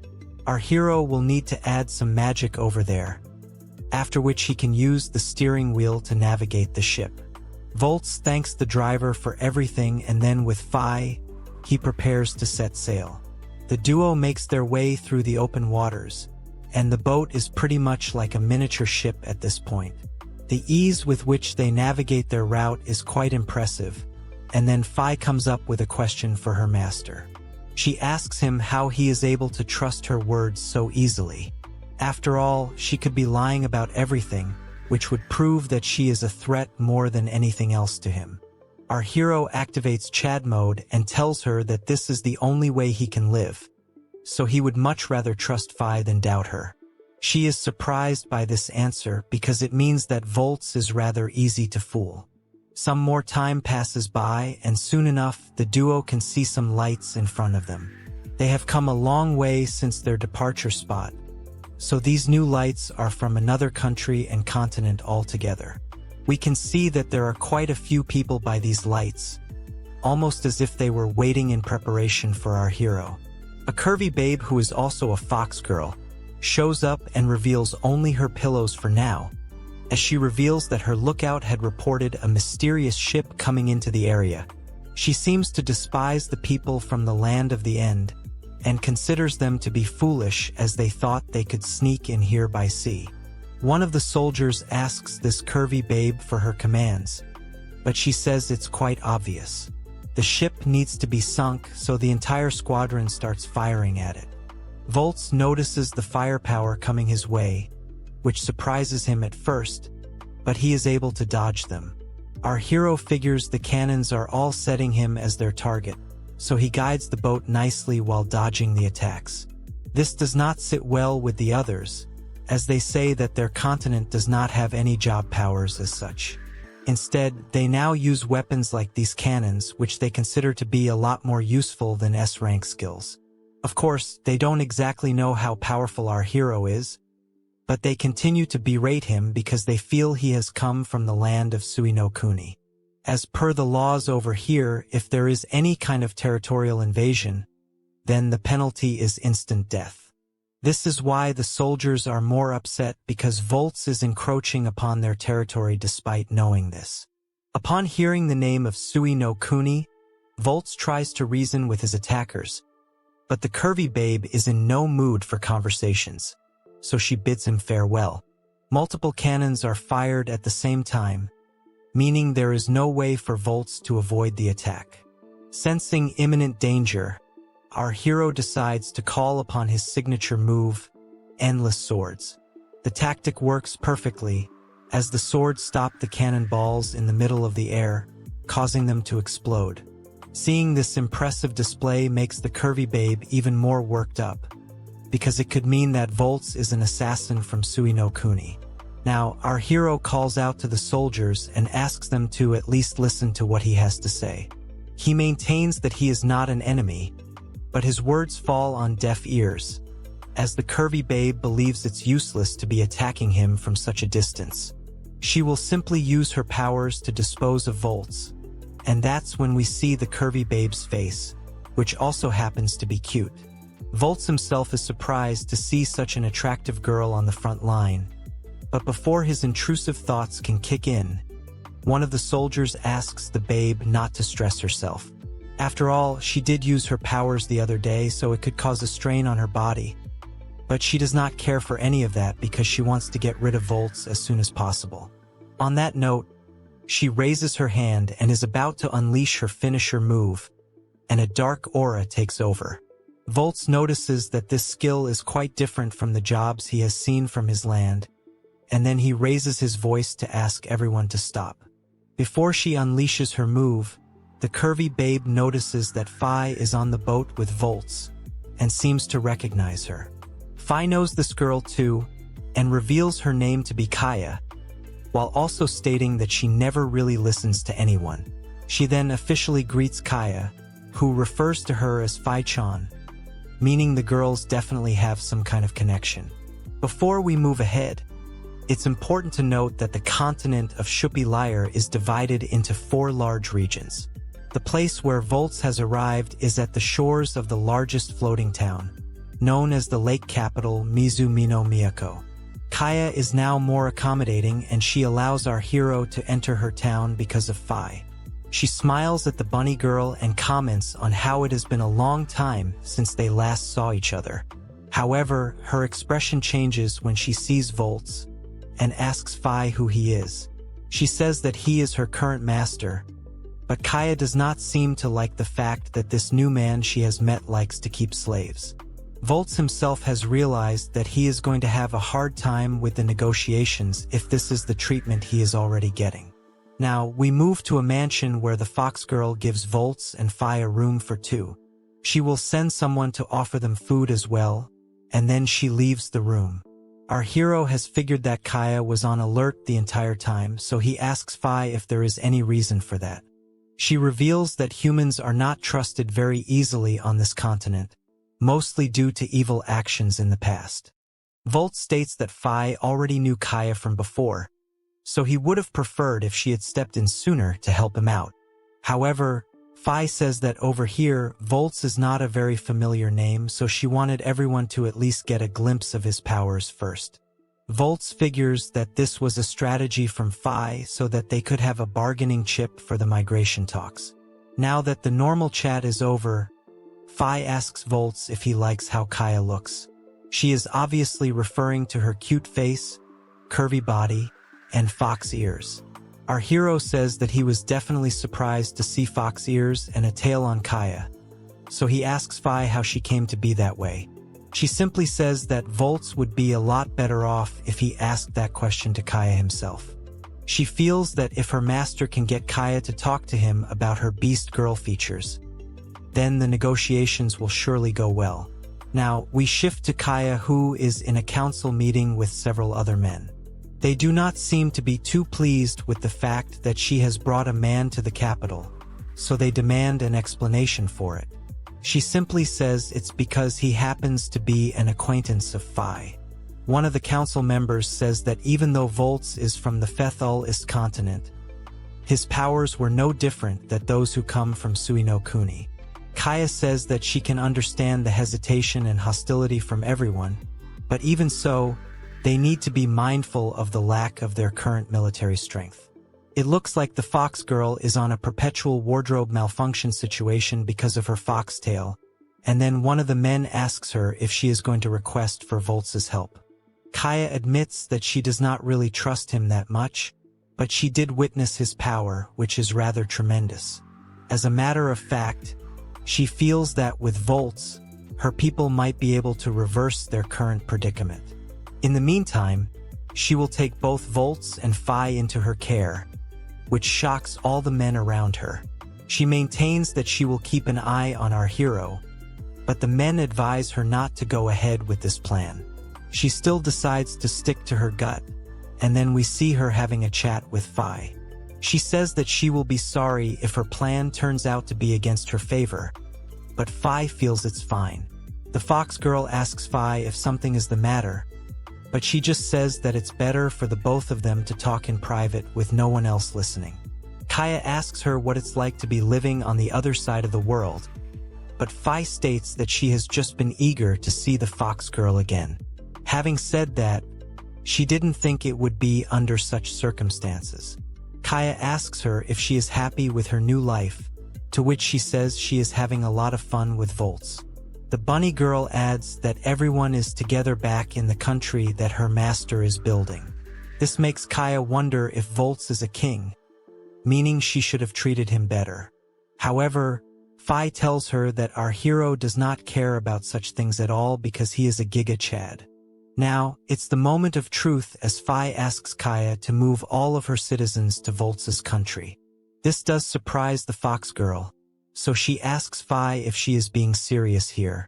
Fi maintains that she is not messing around, but Kaia says that to do such a thing would be impossible for her. It's not because of Volts or the land from where he comes, but it's more of it being Kaia's destiny to protect this land and this capital that everyone has cherished for so long. She maintains that she and her people can't just run away from the people of Sui no Kuni and their assault, which is why she will have to turn down her Fi-chan's request. The bunny girl doesn't make too much of a fuss about it, and simply says that she will leave the rest to her master. Now, she asks Kaia if she has managed to make a contract yet, but she says that is not the case. Her body starts twitching as she says that once this whole mess is over, she will not need her cursed power anymore, which happens to be something that slowly takes away its host's life force. Fi asks Kaia if she is okay, to which she says she's just a little exhausted as she had used it yesterday. The fox girl then tells Fi that she should go back to her room, so she complies. However, before leaving, Fi says that the main reason she came here was to help Volts.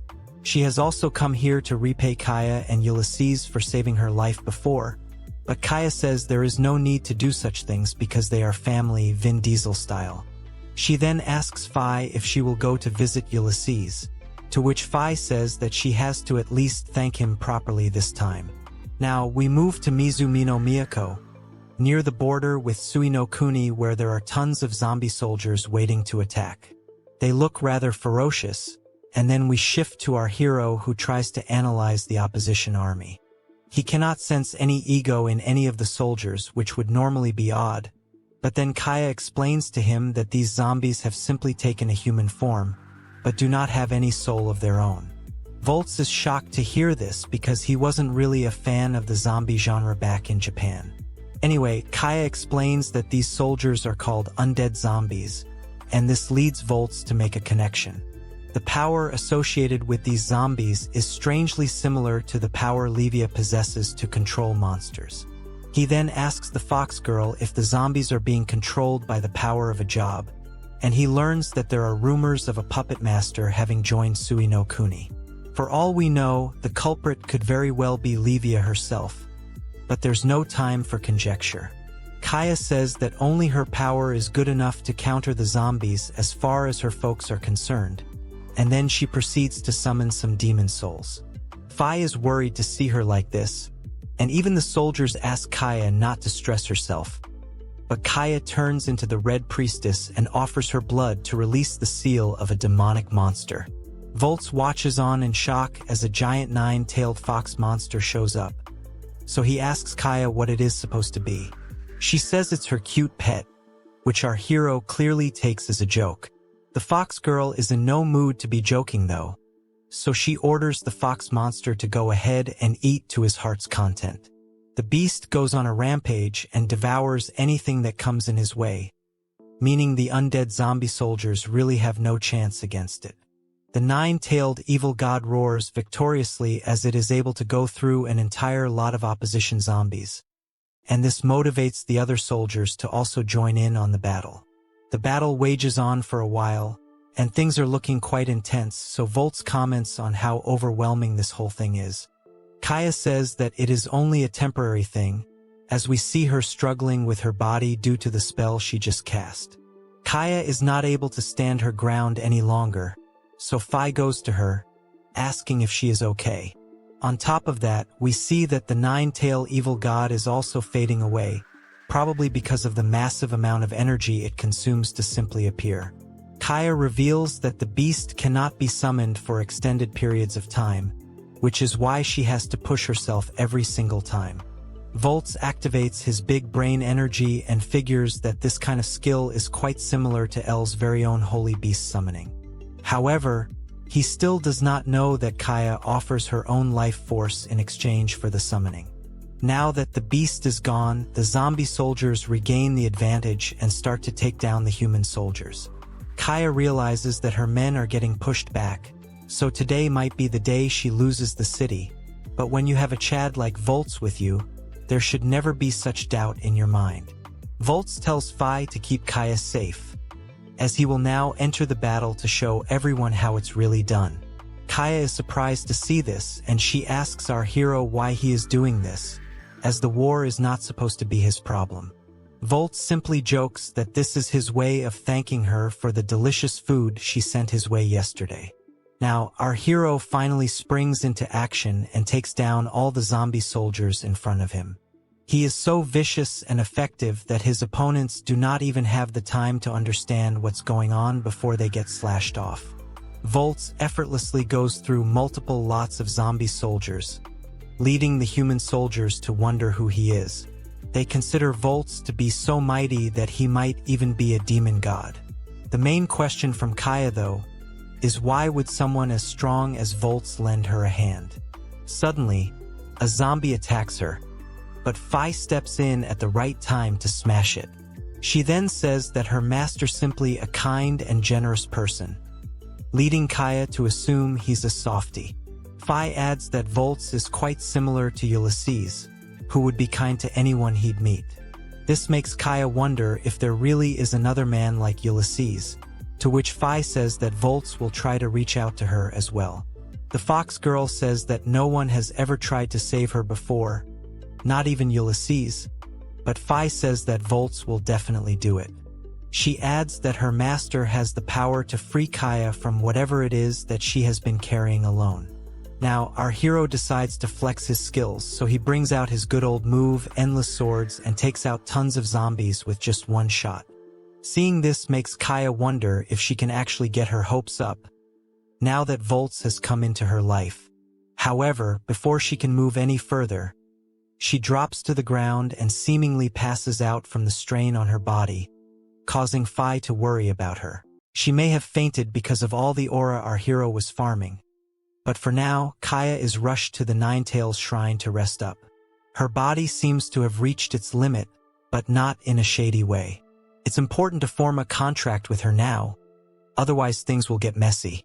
The men of the village are not able to make this contract, as Fi explains that it requires a lot of blood to form a bond with a nine-tail girl like Kaia. Volts wants to know what's the big deal here, so Fi states that in order to fulfill a contract, the fox girl will have to feast on the blood of her contractor. Kaia's mom was the same way, and sucking blood all the time led to Kaia's dad's death. Without the blood, even her mom passed away, so it does suck for the fox girl. This is a pretty tricky scene, but that's when Volts realizes that Fi may have brought him here to save Kaia. She says she does not know if she actually wanted this, but then she makes a cute face and begs our hero to save Kaia. Now, Volts meets Kaia, who asks him why he isn't resting.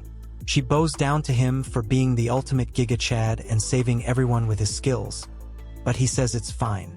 Now, Bro asks the fox girl why she helps the others when they are not ready to give her their blood. She says that she likes to be relied on, and Volts can relate to this feeling. With that, he cuts his finger to give Kaia his blood, but she reminds him that she will be feasting on his blood for the rest of her life. Volts simply says that he won't die so easily as he wants to save her. With that, she sucks on our hero's blood, and his finger seems to make her feel as if she is tasting his elephant. The fox girl even brings out the tongue twister 9000 on his finger, as our hero's blood seems to be making her body burn up. This is comic guzzlers, so we all know what is going to happen next. Kaia gets into her birthday suit and tells Volts that they should bond their minds and bodies too.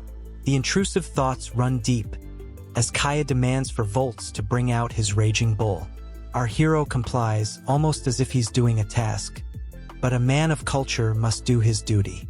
What follows is an endless series of shady actions that make Kaia's kitty water flow as if she is giving out a waterfall. Volts has no problem with this, as his elephant is made to last through the toughest of battles. The couple keeps at it inside the shrine, which probably makes it even better for them. Kaia explodes, but wants more, so she fears she'll take out all of her lover boy's elephant water. But he says he is ready for anything, so he gives her one explosion after the other. As these shady acts unfold, we move to some shady characters who seem to be planning the theft of the Nine Tails powers. They are off to Mizu Mino Miyako, so the plot thickens. The assassin girls reach their destination, but are stopped by a couple of guards. This is no hindrance to them, as they leap into the air to show off their moves. The first assassin girl has a sword that can make its target explode, but not like how Kaia was with Volts. The men take caution against her, but then the second girl reveals that one cut from her sword is enough to infect them with poison. The guards can't fight these girls, so they rush towards Kaia, who is now cuddling next to her lover boy. She is glad they got shady at the shrine because this is where she was born with her foxtail and ears. It's proof of her curse, and it solidified her as the guardian of this place. Volts asks her why she was doing all of this alone, to which she says she didn't want to bother anyone. Kaia is like a best girl, so our hero tells her she is no longer alone. He tells the fox girl she can trust him, so she looks at him with dreamy eyes. The couple is about to turn over to the dark side once again, but at that very moment, one of the guards comes running in to warn Kaia about the assassins. They are called Sun and Moon, but it's too late as the guard collapses from the poison. Kaia is worried, but Volt strikes a pose as it's time to farm more aura. The assassin girls are here, and they declare that they will take the power of the nine-tailed god. Kaia reveals that these girls are from a place called Tsuino Kuni, but Volts is only thinking about how his sword is not close enough. That's not a problem for him, as he simply summons his endless swords to get one in each hand. Sun and Moon tell Volts that they will eliminate him if he interferes, but they don't know that he's the main character, so there's something known as plot armor. The girls are fast, but Bro is like the Flash, so he dodges them with ease. Suddenly, Sun and Moon go one on top of the other, so it confuses Volts. That's when Kaia tells him that Sun has an explosive blade, so he acts fast and triggers the explosion with another endless sword.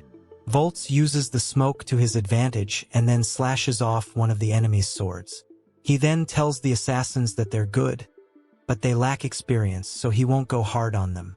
However, both Sun and Moon seem to recognize our hero because Livia told them about him. Volts is shocked to hear that name, so he demands to know what Livia's objective is. These girls may be from the Dark Guild, but they only know that they have to extract the Nine Tails power out of Kaia.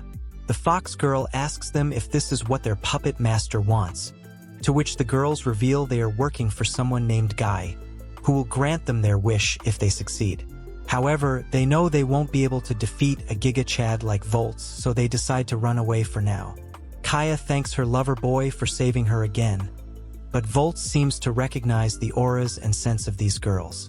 As a matter of fact, they seem to be similar to none other than Elle, who is busy having a shady dream about her master. Now, we move to Elle and Selena, both of whom are lamenting the fact that monsters are attacking them again at a time like this. There seems to be a suspicious person on the top floor, and Elle can sense that he is quite dangerous. That's when we are introduced to an old man who comments on why Volts decided to set up his kingdom here. Selena thinks this man is weird, but Elle says that he seems to know their master. She asks him why he's here, as Volts is not inside the castle. The old man knows this and says that he is just having a look. Elle seems to have understood who this old man is, but then a couple of dragons show up out of nowhere. The old bugger slashes them off with ease, which means that he too is an aura farmer.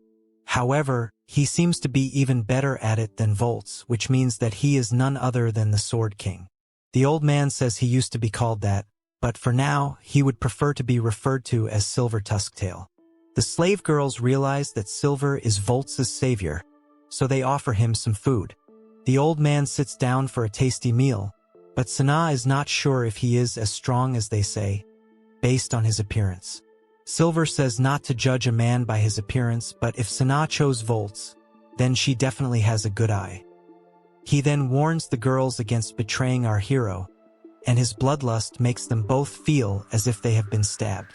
Elle asks him why he would do such a thing to scare the girls, but Silver says he got reminded of the time when Volts was suffering. He then asks all the slave girls if they will never betray Volts, no matter what happens. They all say they will never do such a thing because they love their master. Yes, this is again one of those moments to say, it should have been me, not him. Silver realizes that Volts has been a Riz master this whole time, and these curvy babes have been giving him hope.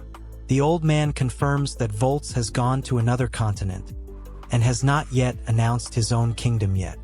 This makes sense though, as it would not be wise to upset any of the other kingdoms around him so soon. Elle now says that the quest for this fort has not been dropped yet, so she wishes to know what the big deal is. Something comes to Silver's mind, but he does not reveal it to the girls. He does mention that this is a bad situation for them, because monsters and mercenaries both are coming to take this fort. The current adventurers will not be enough to hold them off, so by the time our hero returns, this kingdom could be done for. Naturally, this is a scary scene for the girls, so Elle asks what to do.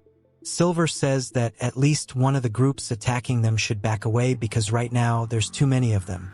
This is when Elle uses her big brain energy and declares that she will establish this place as a kingdom. Volts is not here, so it will be tough, but it's a lot better than getting attacked so frequently. Also, Elle tells the girls that they are all our hero's wives, so it is their duty to protect the kingdom. Silver is impressed to see how much these women love Volts, and then Elle asks him if he can get the king of Philistania to talk with her. The old man can try, but he can't promise anything. After all, these are just slave girls, so a king would not talk to them. However, Elle reveals that she is actually the third princess of the kingdom of Cornelia. Silver is shocked to hear this, but it makes sense, given Elle's powers. On that note, Silver says they should get moving right now and talk to the king to sort things out. We now move to Phi, who is talking to the other girls via her bunny. They tell her what they're doing, but they want to keep it a secret from their master. The bunny girl tells them she won't say a word, but also asks them to be careful. Meanwhile, we see Volts, who is working on the fields. The old farmers comment on how muscular he is, and wish for him to stay here forever. Of course, a king would never be able to do that, so now we shift to Phi, who enters the scene. Kaia offers some tea, but Phi is surprised to see how soft she has become. She asks if this is because her kitty got with our hero's elephant, but this only makes the fox girl nervous. She makes a funny face, but then Phi calms her down by saying she now has someone she can rely on. Kaia thanks Phi for asking Volts to help her, but she says our hero would have done it anyway. The girls continue to chat for a bit, but now it's time to have a serious talk. The elders of the village show up, and they want to know why they have been summoned. This is when the fox girl reveals that she wishes to transfer all of them to her master's kingdom. This naturally comes as a shock to them, with an elder stating that the older folks would prefer to stay and die on this land. However, if Kaia goes, then they won't be safe from anything either. She says that she does not want to see anyone suffer, even though the land is very important to her as well. Now, Volts decides to say something as he states that his country is still small, unlike his big elephant energy. Despite this, he wishes to make Kaia happy by protecting her and her folks like a true Giga Chad. His words are not met with enthusiasm, as the villagers believe the sun and moon girls will get them before they can even cross the ocean. Of course, this is the chance for Bro to flex, so he says that he will take care of Tsuino Kuni. Kaia adds that she too won't leave until this battle is done with, and this makes the men support the decision. They also reveal that the zombies are actually of their own fallen soldiers, but Kaia clarifies by saying these zombies also include the soldiers of Tsuino Kuni. Now, we move to the enemy's headquarters where the ruler tells Sun and Moon to do whatever they can to capture Kaia's powers. However, it looks like this ruler is a zombie, as another shady character appears and makes the zombie drop to the floor. This is the main villain, and he looks close to being a final boss. He tells the assassin girls that if they don't get the job done, then their wishes won't get granted. The girls refer to him as Lord Guy, which is a strange name, and they say that they won't be able to beat a man as strong as Volts. However, Guy flexes his own powers by making the girls tremble by just raising his hand. The girls promise to get the job done, so he tells them to get lost. The villain can't wait to get his hands on the power of the Nine-Tails God, and then we realize that he is in cahoots with Livia, who is waiting to see Volts again. We now move to our hero, who is getting ready for what is going to be an interesting fight. The team moves towards their target headquarters and start to close the gap. Fi seems a bit upset, so she reveals that Suino Kuni is her own hometown as well as her first master's. We move to a slight flashback where we see Fi stealing food in order to survive. She was able to get away with her thefts because of her jumping skills, until one day she came across a blind girl who would eventually turn out to be her master. Fi made growling sounds at first, so the blind girl thought she was a dog. Her name is revealed to be Ulysses, and she took Fi in after realizing she was with a human, not a dog. Fi would then live in her mansion, learning language as well as cooking skills, but she wasn't exactly a maid girl. It was through Ulysses that Fi met Kaia the first time, and here she learned that Ulysses had wanted to be her friend for a while, as she could sense her loneliness. Basically, the blind girl was happy to have a friend with her who could see the world. Kaia then explained to Fi that she was chosen because she was not a liar. Before anything else could happen, Ulysses showed up, so the girls stopped talking. It's a sweet moment with some cute girls, but this wholesome scene did not last for long. It was getting late at this day, so Ulysses and Fi decided to go back home, with Kaia accompanying them. However, they noticed that Suino Kuni was set on fire due to some kind of war breaking out. Of course, Ulysses could not see the flames, so she asked what was going on. Fi didn't want to tell her the truth, so she said they came along the wrong route, but Ulysses caught her lie instantly and got upset. There was no time to confront this though, as soldiers from Kaia's side showed up and started attacking the girls. Kaia managed to stop the soldiers over here, but Fi realized that she had to escape with Ulysses fast. Unfortunately, even as they got onto the boat, more soldiers showed up, so the blind girl decided to go towards them. Fi tried to stop her, but Ulysses told her that somebody had to sacrifice themselves. With that, Fi had to reluctantly bid farewell, and it made for a sad scene which is quite emotional for us to watch as well. Now, we move back to the present where Volts asks Fi if she has a grudge against Kaia. She says no, because this was a very bad memory for Kaia as well.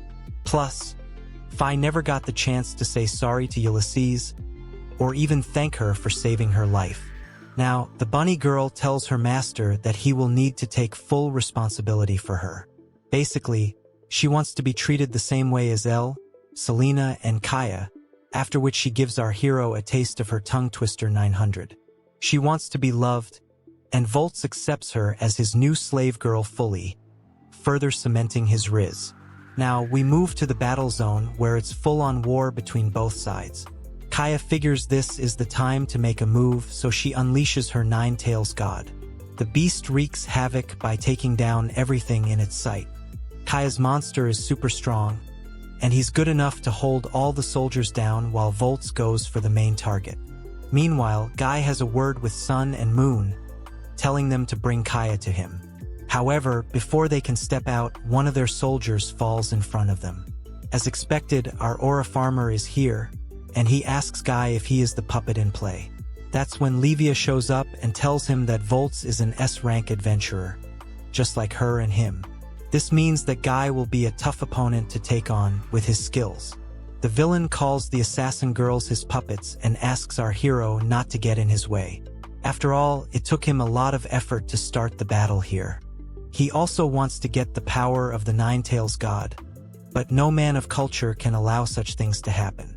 Now, we all learned that using the Zombie King to declare war was a part of Guy's plan the whole time. He basically went through all this trouble just to get Kaia's powers, so it's a bit extra. Of course, Volts does not like the fact that Guy is being so casual about his sins, so he calls him out for being a sick man who makes people die for his wars. However, the evil villain puts on a smile and asks Volts why he's being so mad. After all, he says his puppets are honored to serve him, but this is enough for our hero to get into his zone. Sun and Moon try to stop Volts, but he tells them not to get in his way. Now, there's some shocking news, as Livia tells our hero not to end the assassin girls. Basically, she says that if Volts ends Sun and Moon, then his friends will be upset, and he will regret it for the rest of his life. This statement makes Volts suspect something, and he wonders if he actually knows these girls. Our hero does not know what to do, but then Fi comes to the rescue by kicking away the assassin girls. She proves her best girl status by telling her master that she will take on these two assassins. Volts is impressed, but he does tell Fi to watch out for the exploding sword and the poison sword. He also tells her to be careful because he wants to know why Livia told him not to end the assassin girls. Fi uses her big brain energy and figures that in order to control living people, Guy must be using the masks of the two girls. An intense battle follows, and then Fi tries to land a kick, but her target dodges it. Fi is ready for this, so she launches a fierce counterpunch, but even with her sky wind burst attack, she is not able to break the mask. Her opponent gets hurt for sure, which makes it funny, but that's about it. Now, Livia reveals that the masks have been crystallized from Guy's power, so there's no way they will break. The evil villain asks Fi if she will follow her orders if she wants to live, but there's no way she's going to give in so easily. Now, we move to Volts and Guy, who are facing off in a stare down. Guy says the both of them look similar, so he suggests becoming friends and taking over the world. He even goes out of pocket by saying Volts is using Fi and Kara to fight for him like puppets as well.